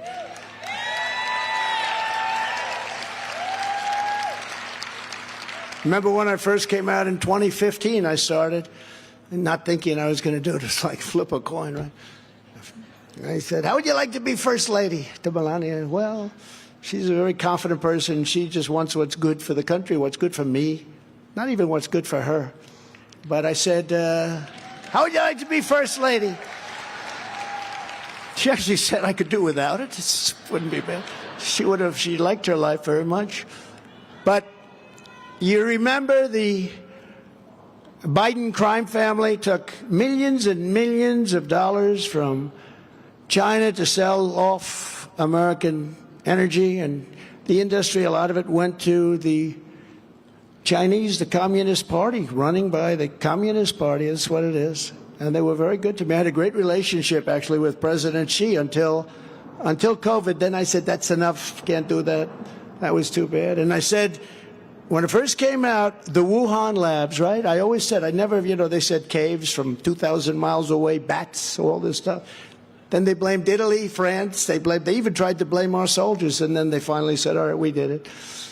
But I said it was from the Wuhan labs. That's where it was from. Because we saw thousands of dead bodies around that Wuhan lab. It's a very bad deal. And once that happened, it really, because we made the greatest trade deal probably ever made with China. I don't even talk about it. I don't even talk about it. We took in hundreds of billions of dollars in taxes from China. I gave $28 billion. There aren't too many farmers in this audience, but let me tell you, in Iowa, they love Trump. I'm up by about 40 points in Iowa. We're up by 40 points in Nebraska. Wisconsin, we're doing unbelievable. We're doing great. My people came back to me, sir, it doesn't sound good. It's condescending. What? Don't mention to Iowa that you know you're going to win. Say I'd like to win. I said, wait a minute. I do know I'm going to win. I gave him $28 billion. How the hell do I lose, right? I said that to him, Wesley. And the people in Iowa, they get it. And we're up, way up. We have competition that's not so good there, or anywhere else for that matter. You see where Ron DeSanctimonious is now in third place? Can you imagine? Bird Brain is number 2, Bird Brain. I will never run against our president. He was the greatest president. I will never run against him. Under no circumstances will I run against President Trump. 2 months later, ladies and gentlemen, I'm announcing my candidacy. I'm saying, what the hell happened to that one? But that's what you have in politics, with the exception of Wesley and Louis. And we have some, by the way, we have great people. Dan Patrick is great. He's a great guy. I hope you like him, but he's the chairman of our campaign, right? And so many great ones. Ronnie Jackson, right? Troy, do we love Troy? I love Troy. You have a couple that I don't like too much, but we'll tell you about them around election time. We'll talk to you about that and as the election nears. But it was just proven by House Republicans that Joe Biden personally received vast sums of money funneled from China directly into his pockets. Joe Biden is corrupt and Joe Biden is compromised, and you'll never have good deals with these foreign countries because they know everything about him. They know far more about him than we do. Biden even depleted the strategic petroleum reserve that we did so great with. Remember, we bought all that oil when the price was nice and low, right? We bought so much, we filled that thing, and nobody ever saw anything like it. And for the election, he wanted to see if he could. It had very little impact in terms of, because believe it or not, the energy capacity of our country is so big that even that, which is probably the largest storage areas in the world. But we made a great deal, got a lot of it at $20 a barrel. $20 a barrel, doesn't that sound good? But we got a lot because we actually produced so much, it was starting to get a little bit wild out there, so we had to cut it back, and we did cut it back, and everybody made a lot of money, and everybody had inexpensive energy, and it was a beautiful thing, and it was really getting ready to rock. And I couldn't wait to go over to Europe and make those deals. I would have made deals with every single country over there. They didn't need the Russia Nord Stream 2 pipeline. They didn't need it. Crooked Joe puts China first, Russia first, Venezuela first. How about that one? Venezuela, I thought they were the enemy, Louis. They have the worst. They don't have gasoline and they don't have oil. You know what they have? Tar. And I hate to say this. I'm in the wrong place to say I should. You know where it's refined? There's only one refinery in the country that can refine it because it's tar. They got a lot of it. You know where that refinery is located? In a place called Houston, Texas. Has anyone ever heard of Houston, Texas? Do you know that? So for all of those environmentalists that don't want to drill our clean, beautiful, sweet, they call it sweet, the real type sweet, they love it. They can taste it. That don't want. We have the most of it, but for those people that don't want to do it, you are right now in your city, the refinery for the tar, which takes tremendously costly. But what it sends up into the air is unbelievable. And this was his choice. We could have taken it for nothing under our feet. But he takes it from an enemy country, a country that is now run by dictators and run by a dictator. And that dictator was on his last couple of weeks at the end of the Trump administration. And now that dictator is a very rich man. You know that? Very rich. But Biden puts America last, and he puts our workers last. He puts our industries like this last. He puts your families last. And he puts everything that's good last. It's like April Fool's Day. Go through it. What has he done? Think of it. He's been there for 3 years. What has he done that's good? There hasn't been one thing that's done. Everything is bad. The border is bad. We'll say $1,000 to anybody that can name something. No, but think of it. Illegal aliens, the immigration, the border. We built more wall than we said we're going to build 400 miles. We built 561 miles of wall. We then ordered another 200 because like water, you think you've got it, but they start walking around it a little bit. So we ordered another 200. It was ready to be put in place, would have taken 3 weeks. And they said, we don't want it. That's when I realized they actually wanted open borders because they wouldn't put it up. And it laid there rusting. And then recently I read where they sold it for 5 cents on the dollar. The best wall. And this was a wall that was designed specifically by Border Patrol and me and everybody. And I didn't like it. I wanted to do concrete plank like you have in a parking garage. I was a good builder. I was the best builder. I built great. But I wanted concrete plank.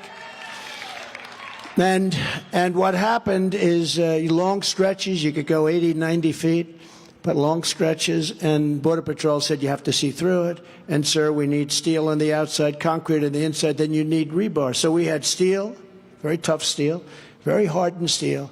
Then we had hardened concrete. Believe it or not, there's a lot of different concrete. Some is unbelievably powerful. The technology on concrete is the same technology that you've done with drill bits. It's incredible how powerful it is. You can get it up to 10,000 pounds. And if you ever drop it, if you're building an apartment house, a tall one, and you drop some on the floor, it's a bad thing because you can't get it off. You can't get it off. But they needed that, and we actually had it tested by mountain climbers, great mountain climbers. And this was the one that was hardest for them to get up. And then we had the anti-climb provision. That's the piece on top, which I never liked the look of. But I said, well, why do we have to put that piece? I don't like the look. He said, that's anti-climb.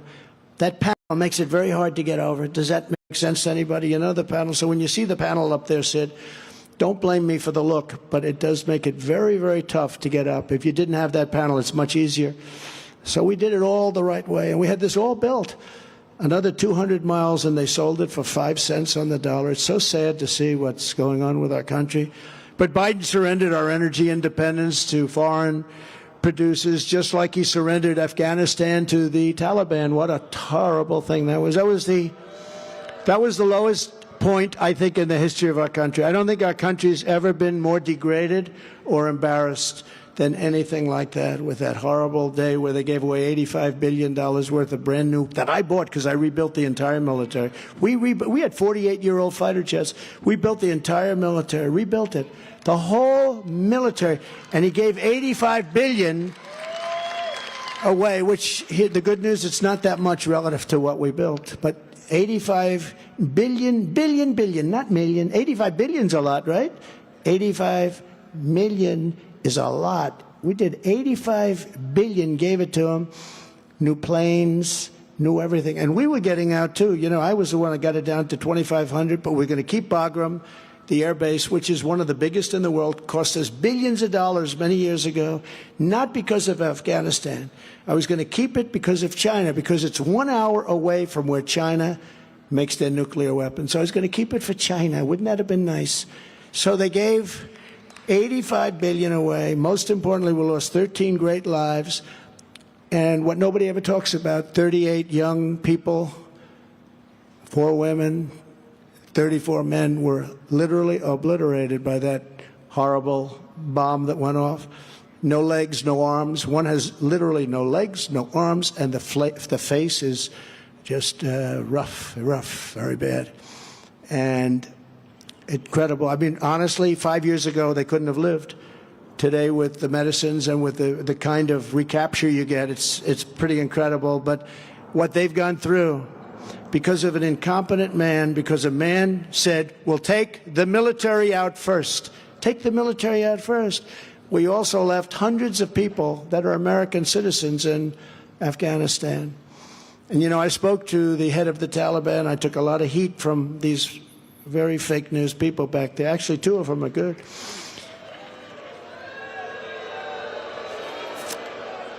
You know, it's amazing. Whenever I say that, those red lights, see, they have the red lights, they immediately go off. They stop. They turn off immediately, Wesley. Those lights, there's one on. I guess that's I know why, because they're good. Not everybody bad. But when you look at what they've done, and now nobody talks about Afghanistan. You notice they're not talking much about Ukraine either anymore. That's because things don't go well. They don't want to talk about it. When things don't go well, they don't talk about it. You know, it's what they don't talk about, the fake news media, that's almost as bad and sometimes worse than what they do talk about. So that means that things are going badly because they're not talking about Ukraine anymore. I don't see it. And not just because of the catastrophe in Israel. Ukraine would have never happened with us, ever. Ukraine would have never, ever happened with us. 0 chance. And I told Putin, you do it, and it's going to be really bad. I said it much. I said, Vladimir, we're friends, but if you go in to Ukraine, things are going to happen, the likes of which you've never seen before. No, no, no. Then I told him what I was going to do. No way you're going to do that. I said, way. He said, no way. And you know what? No, I got along with him. Everyone hates that I got along. I think it's actually very good to get along with people. Not bad. You know, he's got a lot of warheads, and so do we. I think it's a good thing. I got along with Kim Jong-un, too, in North Korea. I got along very well with President Xi until, as I said, until that horrible China virus came along. I want to be accurate. We have to be accurate when you talk about it. So let's go with the China virus. Where the hell does COVID come from? What is COVID? COVID. You have the Spanish flu, right? You have all these different names. They name it after a location, but that one we're not. But, you know, when you look at all of these things that have happened and all of the horrible stories that have taken place, And I wanted to get out. They were there for 20 years, and that was enough. That was enough. They didn't fight to win. You know, we fought to win. We fought in a place called Syria, and we knocked out 100% of the ISIS caliphate. And then I said, bring them back home, get them back home. We knocked out 100%. We knocked out al-Baghdadi, killed him. And the biggest of all time, Soleimani from Iran, the father of the roadside bomb. Right, Wesley? Father of the roadside bomb. He was the worst. He was a bad guy. 94% of the people that walk around from wartime wounds where they have no legs or no arms and were just obliterated, 94% because of Soleimani. He made those things by the thousands and levels of sophistication that people would be very surprised at, very, very surprised at. And he's gone. Think of that. So you have ISIS, and you have the biggest of all, the head of Pakistan, Khan. He was a great cricket player. He became the head of Pakistan. He said it was the biggest moment in my life. When I heard that Soleimani was killed, I left my office. I walked to my home. I stayed in my home in solitude for 1 week. It was the biggest event that ever happened to me. He was the biggest cricket player. That's like being a great NFL player, a great baseball player. He was said to be just about the best, handsome guy. He became the boss, Pakistan. He said, I left and I contemplated for 1 week. It was the biggest event of my life. I've never had anything like that happen. And many people felt like that. And I heard there were repercussions, all of the things, but you have no choice. You have no choice. I told the story the other night, which I'd never told before, that when Iran shot down a drone, a metal drone, it was 14 years old, not very valuable, flying very near Iran. Behind it was an airplane with 39 engineers and pilots in it. And Iran shot down the drone. I said, did they shoot down the plane behind it? Because you have engineers that generally follow the drones, right? They said, no, sir, they didn't. I said, I see. They shot down the drone, but not the plane. They could have shot down the plane, which is about 5 times bigger. I said, that's interesting. But we had to hit them. So we hit them quite hard. We knocked out their radar and different things. And we heard some word back from them because I made the statement that if they hit us back, we're going to do things to them that they've never thought possible. And Iran, this is Iran, the same Iran that's wiping Biden's face in the mud. They called us up, and first time I told this story was a week ago. They called us up and they said, listen, we have no choice. We have to hit you because we have our own self-respect. And I understood that. We hit them. They got to do something. We're going to launch 18 missiles at a certain military base that you have. And you remember that night. Interesting night. I was the only one that wasn't nervous because I knew what was going to happen. They told us that don't be concerned. We're going to launch 18 missiles at your military base, but none of them will hit the base. These are very accurate missiles. These are missiles that essentially never miss. They're very reliable, very accurate. 5 of them blew up in the air, didn't make it, and the others hit outside the base area. You remember that, Louis, you were there, right? Louis was very nervous. I wasn't nervous because I knew something that Louis didn't know. So they told me that they were going to hit us, but they just had to do it. Now, I never told that story before, but you know what that story is about? Respect for our nation. Respect for our nation.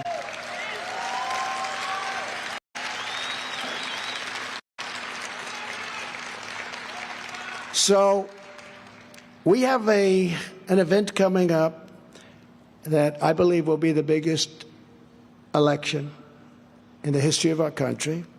We have an event coming up that is important for lots of the obvious reasons, but important because there has never been a more incompetent, more corrupt, or worse president in the history of the United States than crooked Joe Biden. What he's doing, he is destroying our country. And the happiest person alive today is a man named Jimmy Carter, because Jimmy Carter, I would say, had a brilliant presidency if you compare it to what we're going through with this person. He had an absolutely brilliant presidency. But we're going to do things immediately, within 24 hours. We're going to stop the invasion of our southern and, by the way, our northern border, which is not great either. But we are going to stop immediately. And we have great people like Brandon Judd, Border Patrol, the people at ICE, Tom Homan, who's fantastic, Central Casting. We have great, they'll do it within 48 hours. Like the caravan I told you that's on its way up, they wouldn't have caravan. They had caravans when I came up with the name. I believe they'll say, oh, it wasn't really you, it was somebody. I believe I came up with the name because they started forming these caravans. And they don't put their best in those caravans. You know, these countries are very smart. They put people that they don't want to have in El Salvador and Honduras, in Guatemala, in other places. And many of them now are coming from parts of Africa. Yesterday they had 18 people they got from the Congo, and four of them were from jails. By the way, our prisoners are like the nicest people in the world compared to some of the prisoners that our country is taking right now. Our prisoners are refined, wonderful people, even if they were murderers, compared to the people that are coming out of some of these cells from MS-13, from South America, from Africa. They're destroying our country. And we have to get them out. We have to get them out, and we have to get them out fast. So, you remember the Trump travel ban. I imposed the Trump travel ban from any terror-plagued country where they hate America. You know, when they're shouting in their country, death to America, typically they're not going to be great citizens. This is typical. Goes back to what we said about common sense. Death to America, death to America. By the way, we'd love to be a citizen. No, thanks. We don't want it. And I took a lot of heat. And then our Supreme Court, you know, we picked 3 justices, great justices, and over 300 federal judges, of which you have a lot of them. You have a lot of them right here in Texas. So that really helped. And by the way, you have a very good Attorney General who went through hell. He went through hell. And I was very happy to have helped. I was very happy to have helped, but they shouldn't have done that to him because he's one of the best in the country, and they shouldn't have done that to him. But it's one of those things. But if you hate America, if you want to abolish Israel, if you sympathize with jihadists, then we really don't want you coming into our country. We don't want you coming into our country. So we have an election coming up, and if you remember, and I know everyone here probably does, I only see very few, very, very young, but I do see young audiences now. We have the youngest audience. I noticed in the polls that have really been spectacular. We're leading DeSanctimonious by 54 points, 60 points. 61 came out today. We're at 70, almost 70, 69, and he's at like 8. It's like a wounded bird falling from the sky. Oh, who is that? Oh, that's Ron DeSanctimonious. Look, if I endorsed Louis, if Louis was down and out like DeSanctimonious, and I said, Louis Gohmert, I'm going to endorse you, it's going to bring you back. And then he goes out and he's down and out, he's got no chance. I endorse him, and then he goes like a rocket ship up, right? And then they ask 4 years later, then I got him through the general election also. But 4 years later, they come to Louis Gohmert, they say, "Sir, would you like to run for president against the president?" Louis Gohmert would say, "No, I can't do that because what he did for me was life-changing." Ron DeSanctimonious was looking for jobs. He ran. He was at 3%. The leader was, I think, in the 40s, right? Like 42, 43. The leader had almost $30 million in the bank. He was the very successful agricultural commissioner of Florida, which is like the second position in Florida after the governor. And he was there for 8 years, and his whole life was to run. But I didn't know him. And DeSanctimonious came to see me. "Would you do it?" Tears in his eyes. Nobody would even believe it. I don't know if he was wearing those same boots. I didn't notice that. I don't care either. That I don't care about. But tears in his eyes, he said, "Sir, if you endorse me, I think I could win." I said, "Ron, you're doing so badly that if George Washington and Abraham Lincoln came back from the dead and they endorsed you and they would be your running mate in some form, you're not going to make it. So you're really popular in Florida. I'm telling you, sir, it would give me a chance." Now, I didn't know Adam Putnam, but he was supposed to be a good guy. But I didn't know him. I never met him. So I owed him nothing. But a lot of the congressmen, this man right here, more than anybody, and Wesley, because he's so young, he didn't get the full brunt, but there was nobody better than Wesley, and there's nobody better anyway because he's great. Okay? Take good care of him, Texas. Take good care of him. But Louis was right on the front lines, much better than Ron. But Ron was one of about 150 that were out there all the time saying the impeachment hoax #1, impeachment hoax #2, that they're hoaxes, right? And I appreciated that. So I said, all right, Ron, look, we'll do it. It's going to be tough, but we'll do it. And I asked him to write me out what he'd like to say, and he wrote it out. It was terrible. And that we found out. He's got terrible instincts. I mean, he was against Social Security, little things. He was against Social Security. He wanted to raise the age.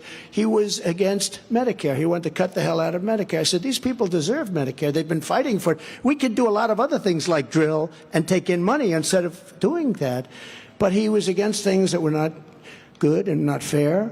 And what happened is he wins. And then he wins the general. I did 2 or 3 rallies that were massive rallies.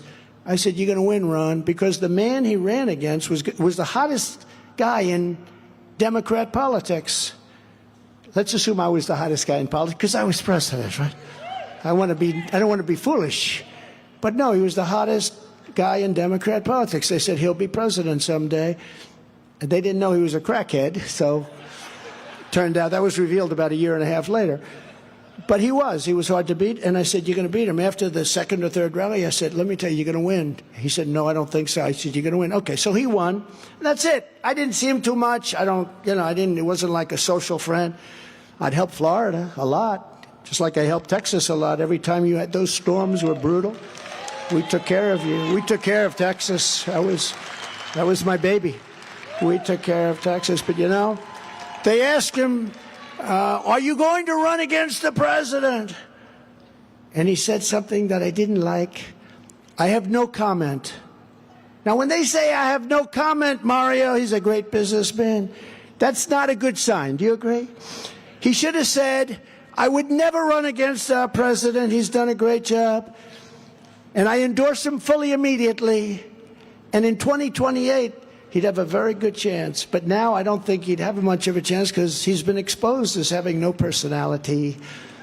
And if a politician doesn't have some personality, you don't need a lot. #1, you need super competence, and you got to be smart as hell. And you got to be able to handle all the bullshit that they give you, including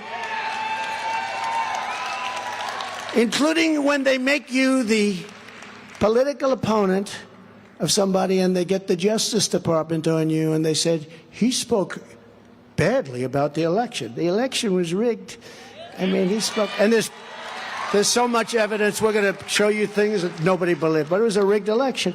But so they asked Ron DeSanctimonious and he said, I have no comment.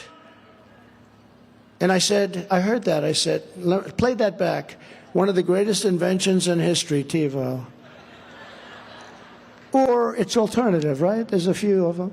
One of the great, better than television itself. Television was useless. You could never play anything back, right? TiVo.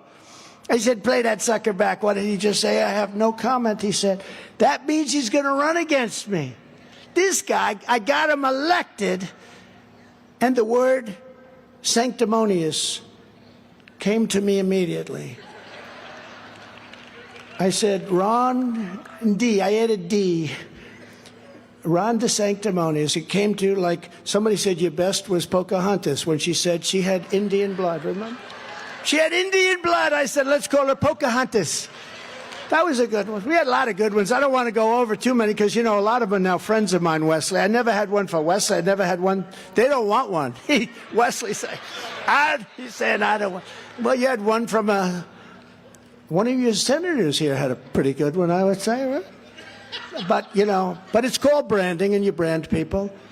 And I said, this means he's going to run. So my people backstage who get paid a fortune, they say, but you can't listen to them all the time. They're professionals. We're running a great campaign. You know, we're getting great credit. They're saying this is the best campaign Trump's ever run. That's pretty good, you know? So they're doing a good job.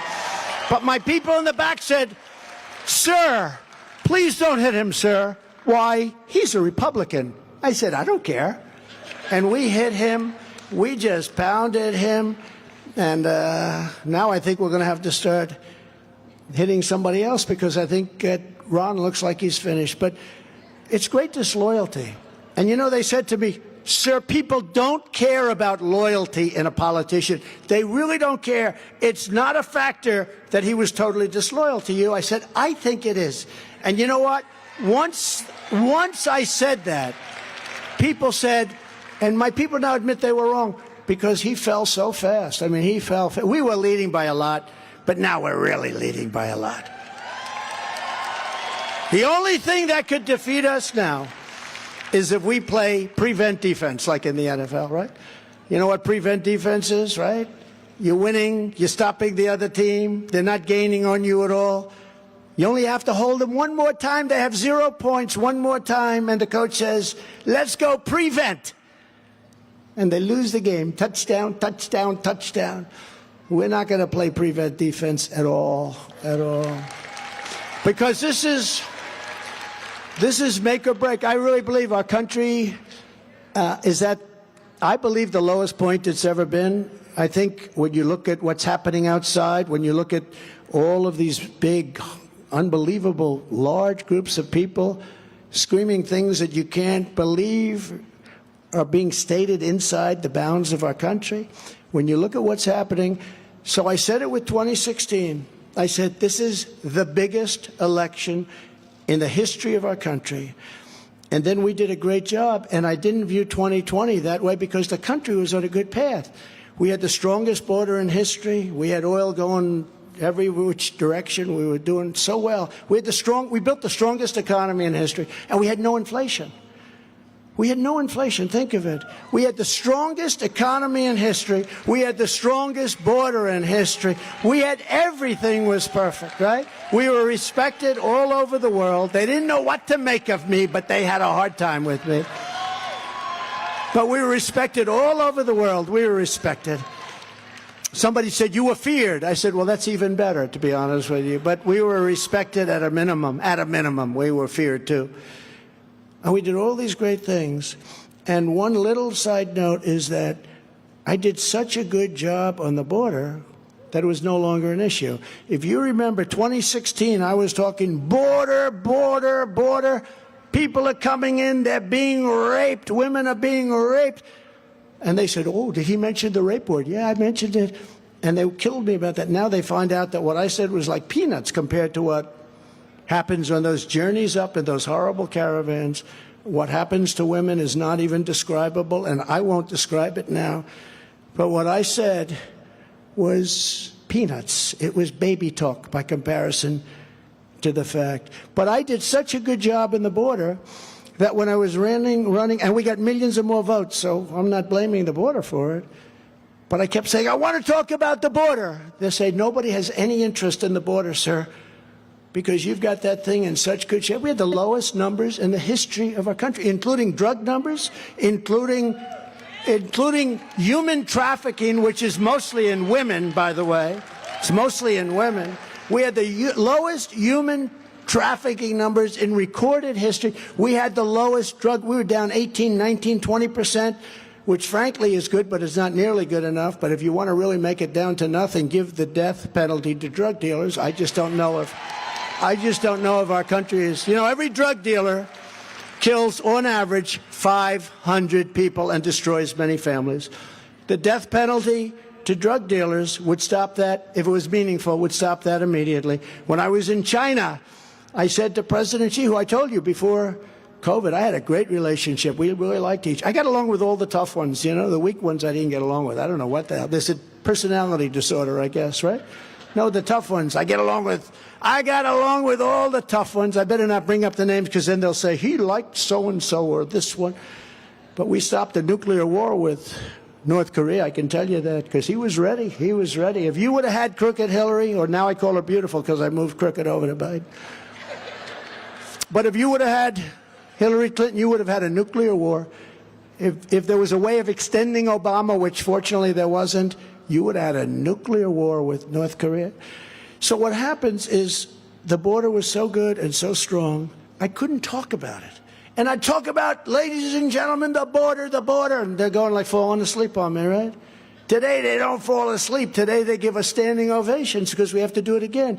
But we had the border to the lowest point. I couldn't talk about it, but we could talk about other things. So we built the greatest economy. We did so many incredible things. Even a thing like right to try. Do you know what right to try is? If you're sick, you're terminally ill, and I hope there's nobody in this audience that has that. I hope there's nobody anywhere, but they do. If you're terminally ill, you're going to die. We have incredible space-age drugs today that are incredible. We have the greatest technicians and doctors and laboratories in the world, by far. We get knocked off by China and some of their great copycats. But we have the greatest scientists in the world for everything, for military, maybe especially. But we, the super fast, the super duper missile, as I call it, that was our design that they stole from Obama. You know that. Russia stole that design. That was our design that Russia stole from Obama. Okay, they don't talk about that when they talk about classified documents, do they? These fakers. But we have the greatest brains in the world. And we have medicines that can make you better. Or, if not, you're going to know about it fast. But there was a strict prohibition. Nobody wanted to give people the right to have medicine that maybe could make you better. Because they said, supposing it doesn't work. I said, if it doesn't work, they're going to die. And at least you're going to find out quickly. And it's one of the greatest successes. People would be terminally ill. They'd try to get a medicine. They couldn't get it in this country. It's totally illegal. If they had money, they'd go to Europe or they'd go to China, go to some of the places where they supposedly had cures. It never worked, by the way, almost never. And they'd end up dying. Sometimes they'd die in foreign lands. If you didn't have money, you'd go home and you'd die. You'd go home. Most people can't travel to Europe to find a cure, a possible cure. And I said, what's the problem? The people are going to die. They said, no. We don't want to get sued. They'll sue the country. They'll sue the doctor. They'll sue the company that makes the product. They didn't want it because they didn't want it on their records if it doesn't work because they're far down the line. And nobody wanted it except me. And I said, here's how you solve it. And we got some good lawyers in, and we took liability away from our country and from the companies. We took all the liability away. We told the people, we're going to get you what you want, everything you want. But you can't sue if it doesn't work because you're terminally ill. And they were very afraid of it. We're a very lawsuit-happy country. And now a person goes in and very quickly signs a very simple document saying they're not going to sue anybody. And we are saving thousands and thousands of lives. And even these companies so many companies that make the product, they're saying that it's incredible because they find out immediately whether or not it works because these people are very far down the line.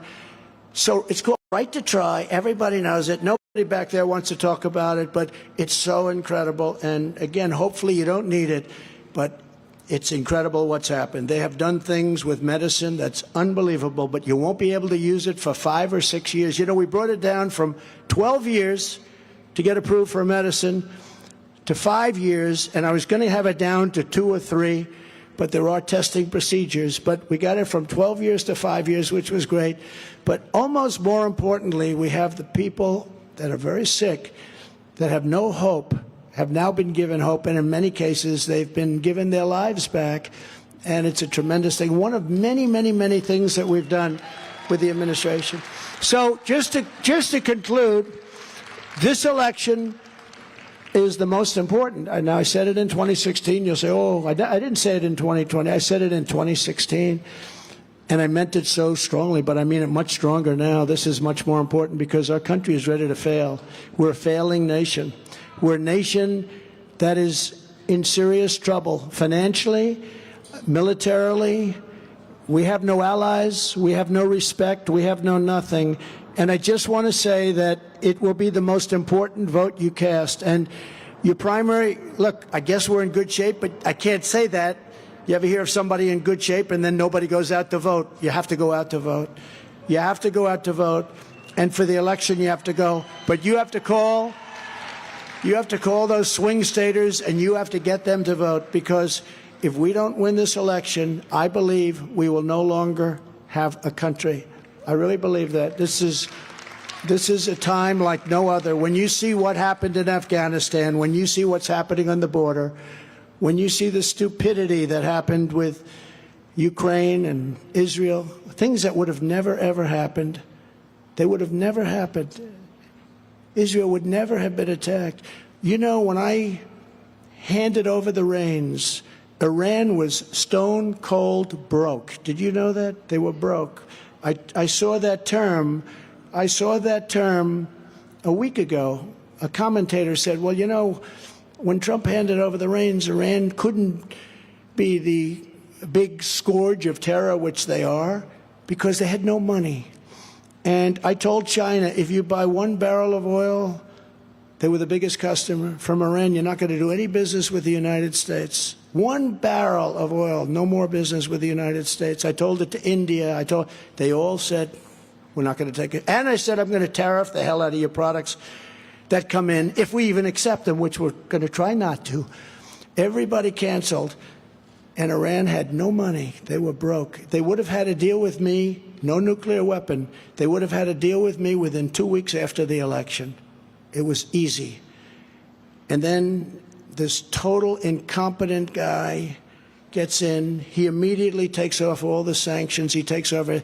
And Iran now has much more than $100 billion. They were saying 100. They have much more than that, $100 billion. And it came to 4 when I said the $6 billion is nothing. They made the hostage deal. 5 for 5. I said, well, that's better than they usually do, but the 5 for 5. You know, the Russia person that they got, he is the greatest arms dealer in history. You know that, right? He got for the basketball player that refused to stand up for the national anthem.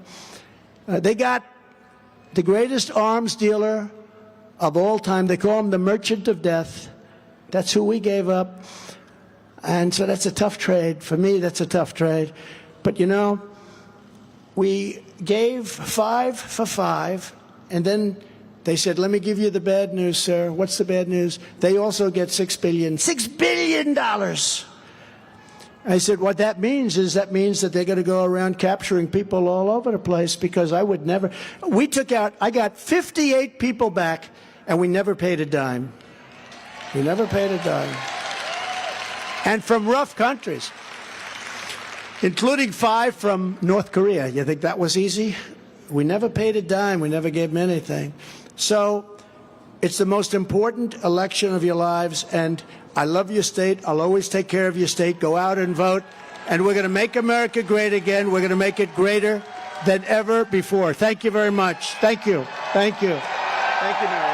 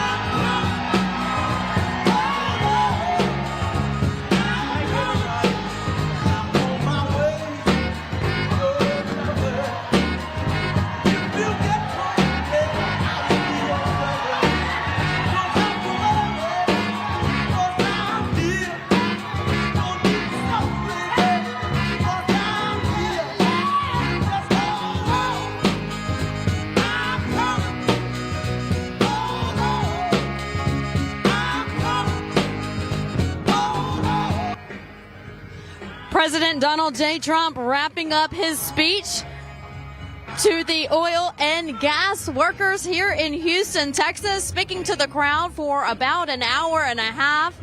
He talked about oil, gas, guns, and most importantly, God, and how we need to get out and vote to save this country in 2024. I do want to mention that while he was speaking, the Trump campaign sent out an email saying that there will be another campaign stop next week. Those stops keep going and rolling out, and so it's good to see that 2024 is in high gear. And so we want to mention that right now, that on November 8th, reminder, he'll be in Miami. That is next week. Next Wednesday, November 8th, he'll be in Miami for a big rally there. And that is the same night as the third GOP presidential debate, just right down the road from the debate. The Trump team is planning this big event. Our crew will be there as well. Brian, Glenn, Christina, Bob. Be sure to join Right Side Broadcasting next Wednesday. The event that I just told you about came in while he was speaking. That is on November 11th. That's next Saturday. He'll be in New Hampshire. Right Side Broadcasting will be there to cover that event as well. So make sure you're following Right Side Broadcasting across all platforms so you can be in the know as we head into 2024. We want to thank Birch Gold Group. Text the word Trump to 989898. That's Trump to 989898. Get a free information kit. Call them, talk to them about how you can best invest your money for the future. It's just a simple, picking up the phone, texting the word Trump to 989898. Our representative from Birch Gold will call you, and you can talk about everything you need to talk about when it comes to your future, and they'll send you a free information kit. Again, Trump to 989898. Also, the Trumpinator, the Bobblehead, that'll be great for Christmas, so make sure that you get one of those, snag one of those before they sell out. You can text the word Trump to 70301. Again, that's 70301. Make sure you get a Trumpinator bobblehead. How cool would that be, hanging out of a stocking on Christmas morning? Also, ACLJ, they are defending your right to vote. They are protecting election integrity. Get involved. Help them out. Join the ACLJ Faith and Freedom Drive. Here's how you can do so. Go to aclj.org/RSBN. That information's on your screen. Make sure you are one of the ones that help make sure that we have election integrity moving forward. Also, MyPillow.com. Mike Lindell has the best products on the market, if I must say so myself. Go to MyPillow.com. Support Mike Lindell. He supports all of America using his personal funds to fight for election integrity, and the least we can do is stand behind him as well. If you just order one item, that's great. It goes towards Mike and his fight to keep his business open and also save America. That is MyPillow.com. And when you're checking out, make sure you use the code RSBN for a discount. Go to RSBNetwork.com. Sign up for our newsletters. That way you can stay in the know all the way into 2024 and beyond. Make sure you're following us on social media. I'm there as well on Twitter, which is now X, Instagram, Truth Social, YouTube, Rumble. We're everywhere. So make sure you're sticking with RSBN as we head into 2024. It's already November, so it'll be here before we know it. That'll do it for us here in Texas, reporting live from Houston. I'm Vanessa Broussard. Have a great night, America. Hello, friends. Pro-life leader Frank Pavone here, National Director of Priests for Life. It's so good to be with you again on Right Side Broadcasting Network to listen once again to President Donald Trump, leader of the greatest political movement America has ever seen, the MAGA movement. Brothers and sisters, I hope you've seen Police State Film. Go to policestatefilm.net to order your DVD. This is a marvelous production by Dinesh D'Souza and Dan Bongino about how, well, in America, we have a police state already. Our government has been weaponized against us. And one of the people that has been a victim of this, my friend in the pro-life movement, Mr. Mark Houck from Philadelphia, whose home was raided by the FBI one morning as they pointed guns at him, his wife, and his children. He was peacefully protesting in front of an abortion facility, as countless people do every day from coast to coast.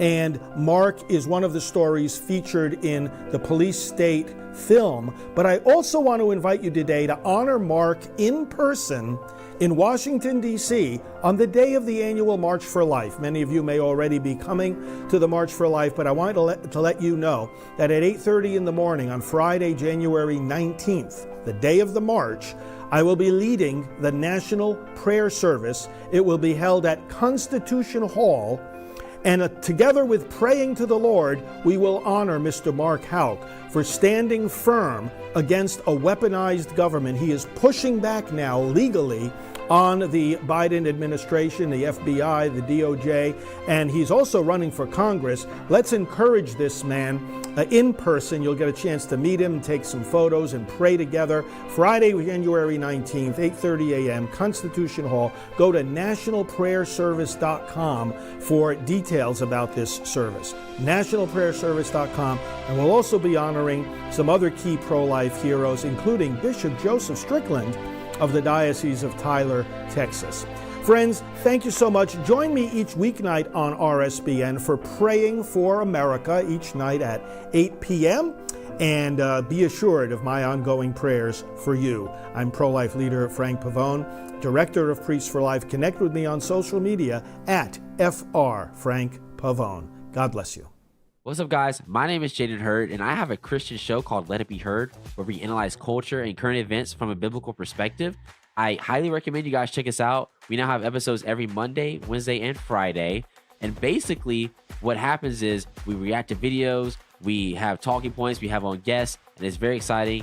Come check us out on Rumble and the RSBN channel. God bless you guys.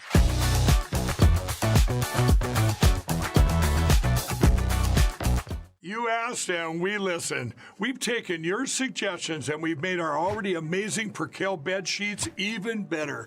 As a thank you, we're bringing these to you for as low as $24.98 with your promo code. And our new line of Percale bed sheets include everything you loved about our original sheets. Lightweight, durable, breathable, and they sleep cool and crisp. But now, because of you, they're made with 100% long staple cotton and the highest thread count to date. These sheets are softer and more durable than ever before. Plus, they come in all these new colors and styles. And you'll be getting 5-star luxury sheets delivered directly to your front door for as low as $24.98. Not only that, they come with our 10-year warranty and the 60-day money-back guarantee.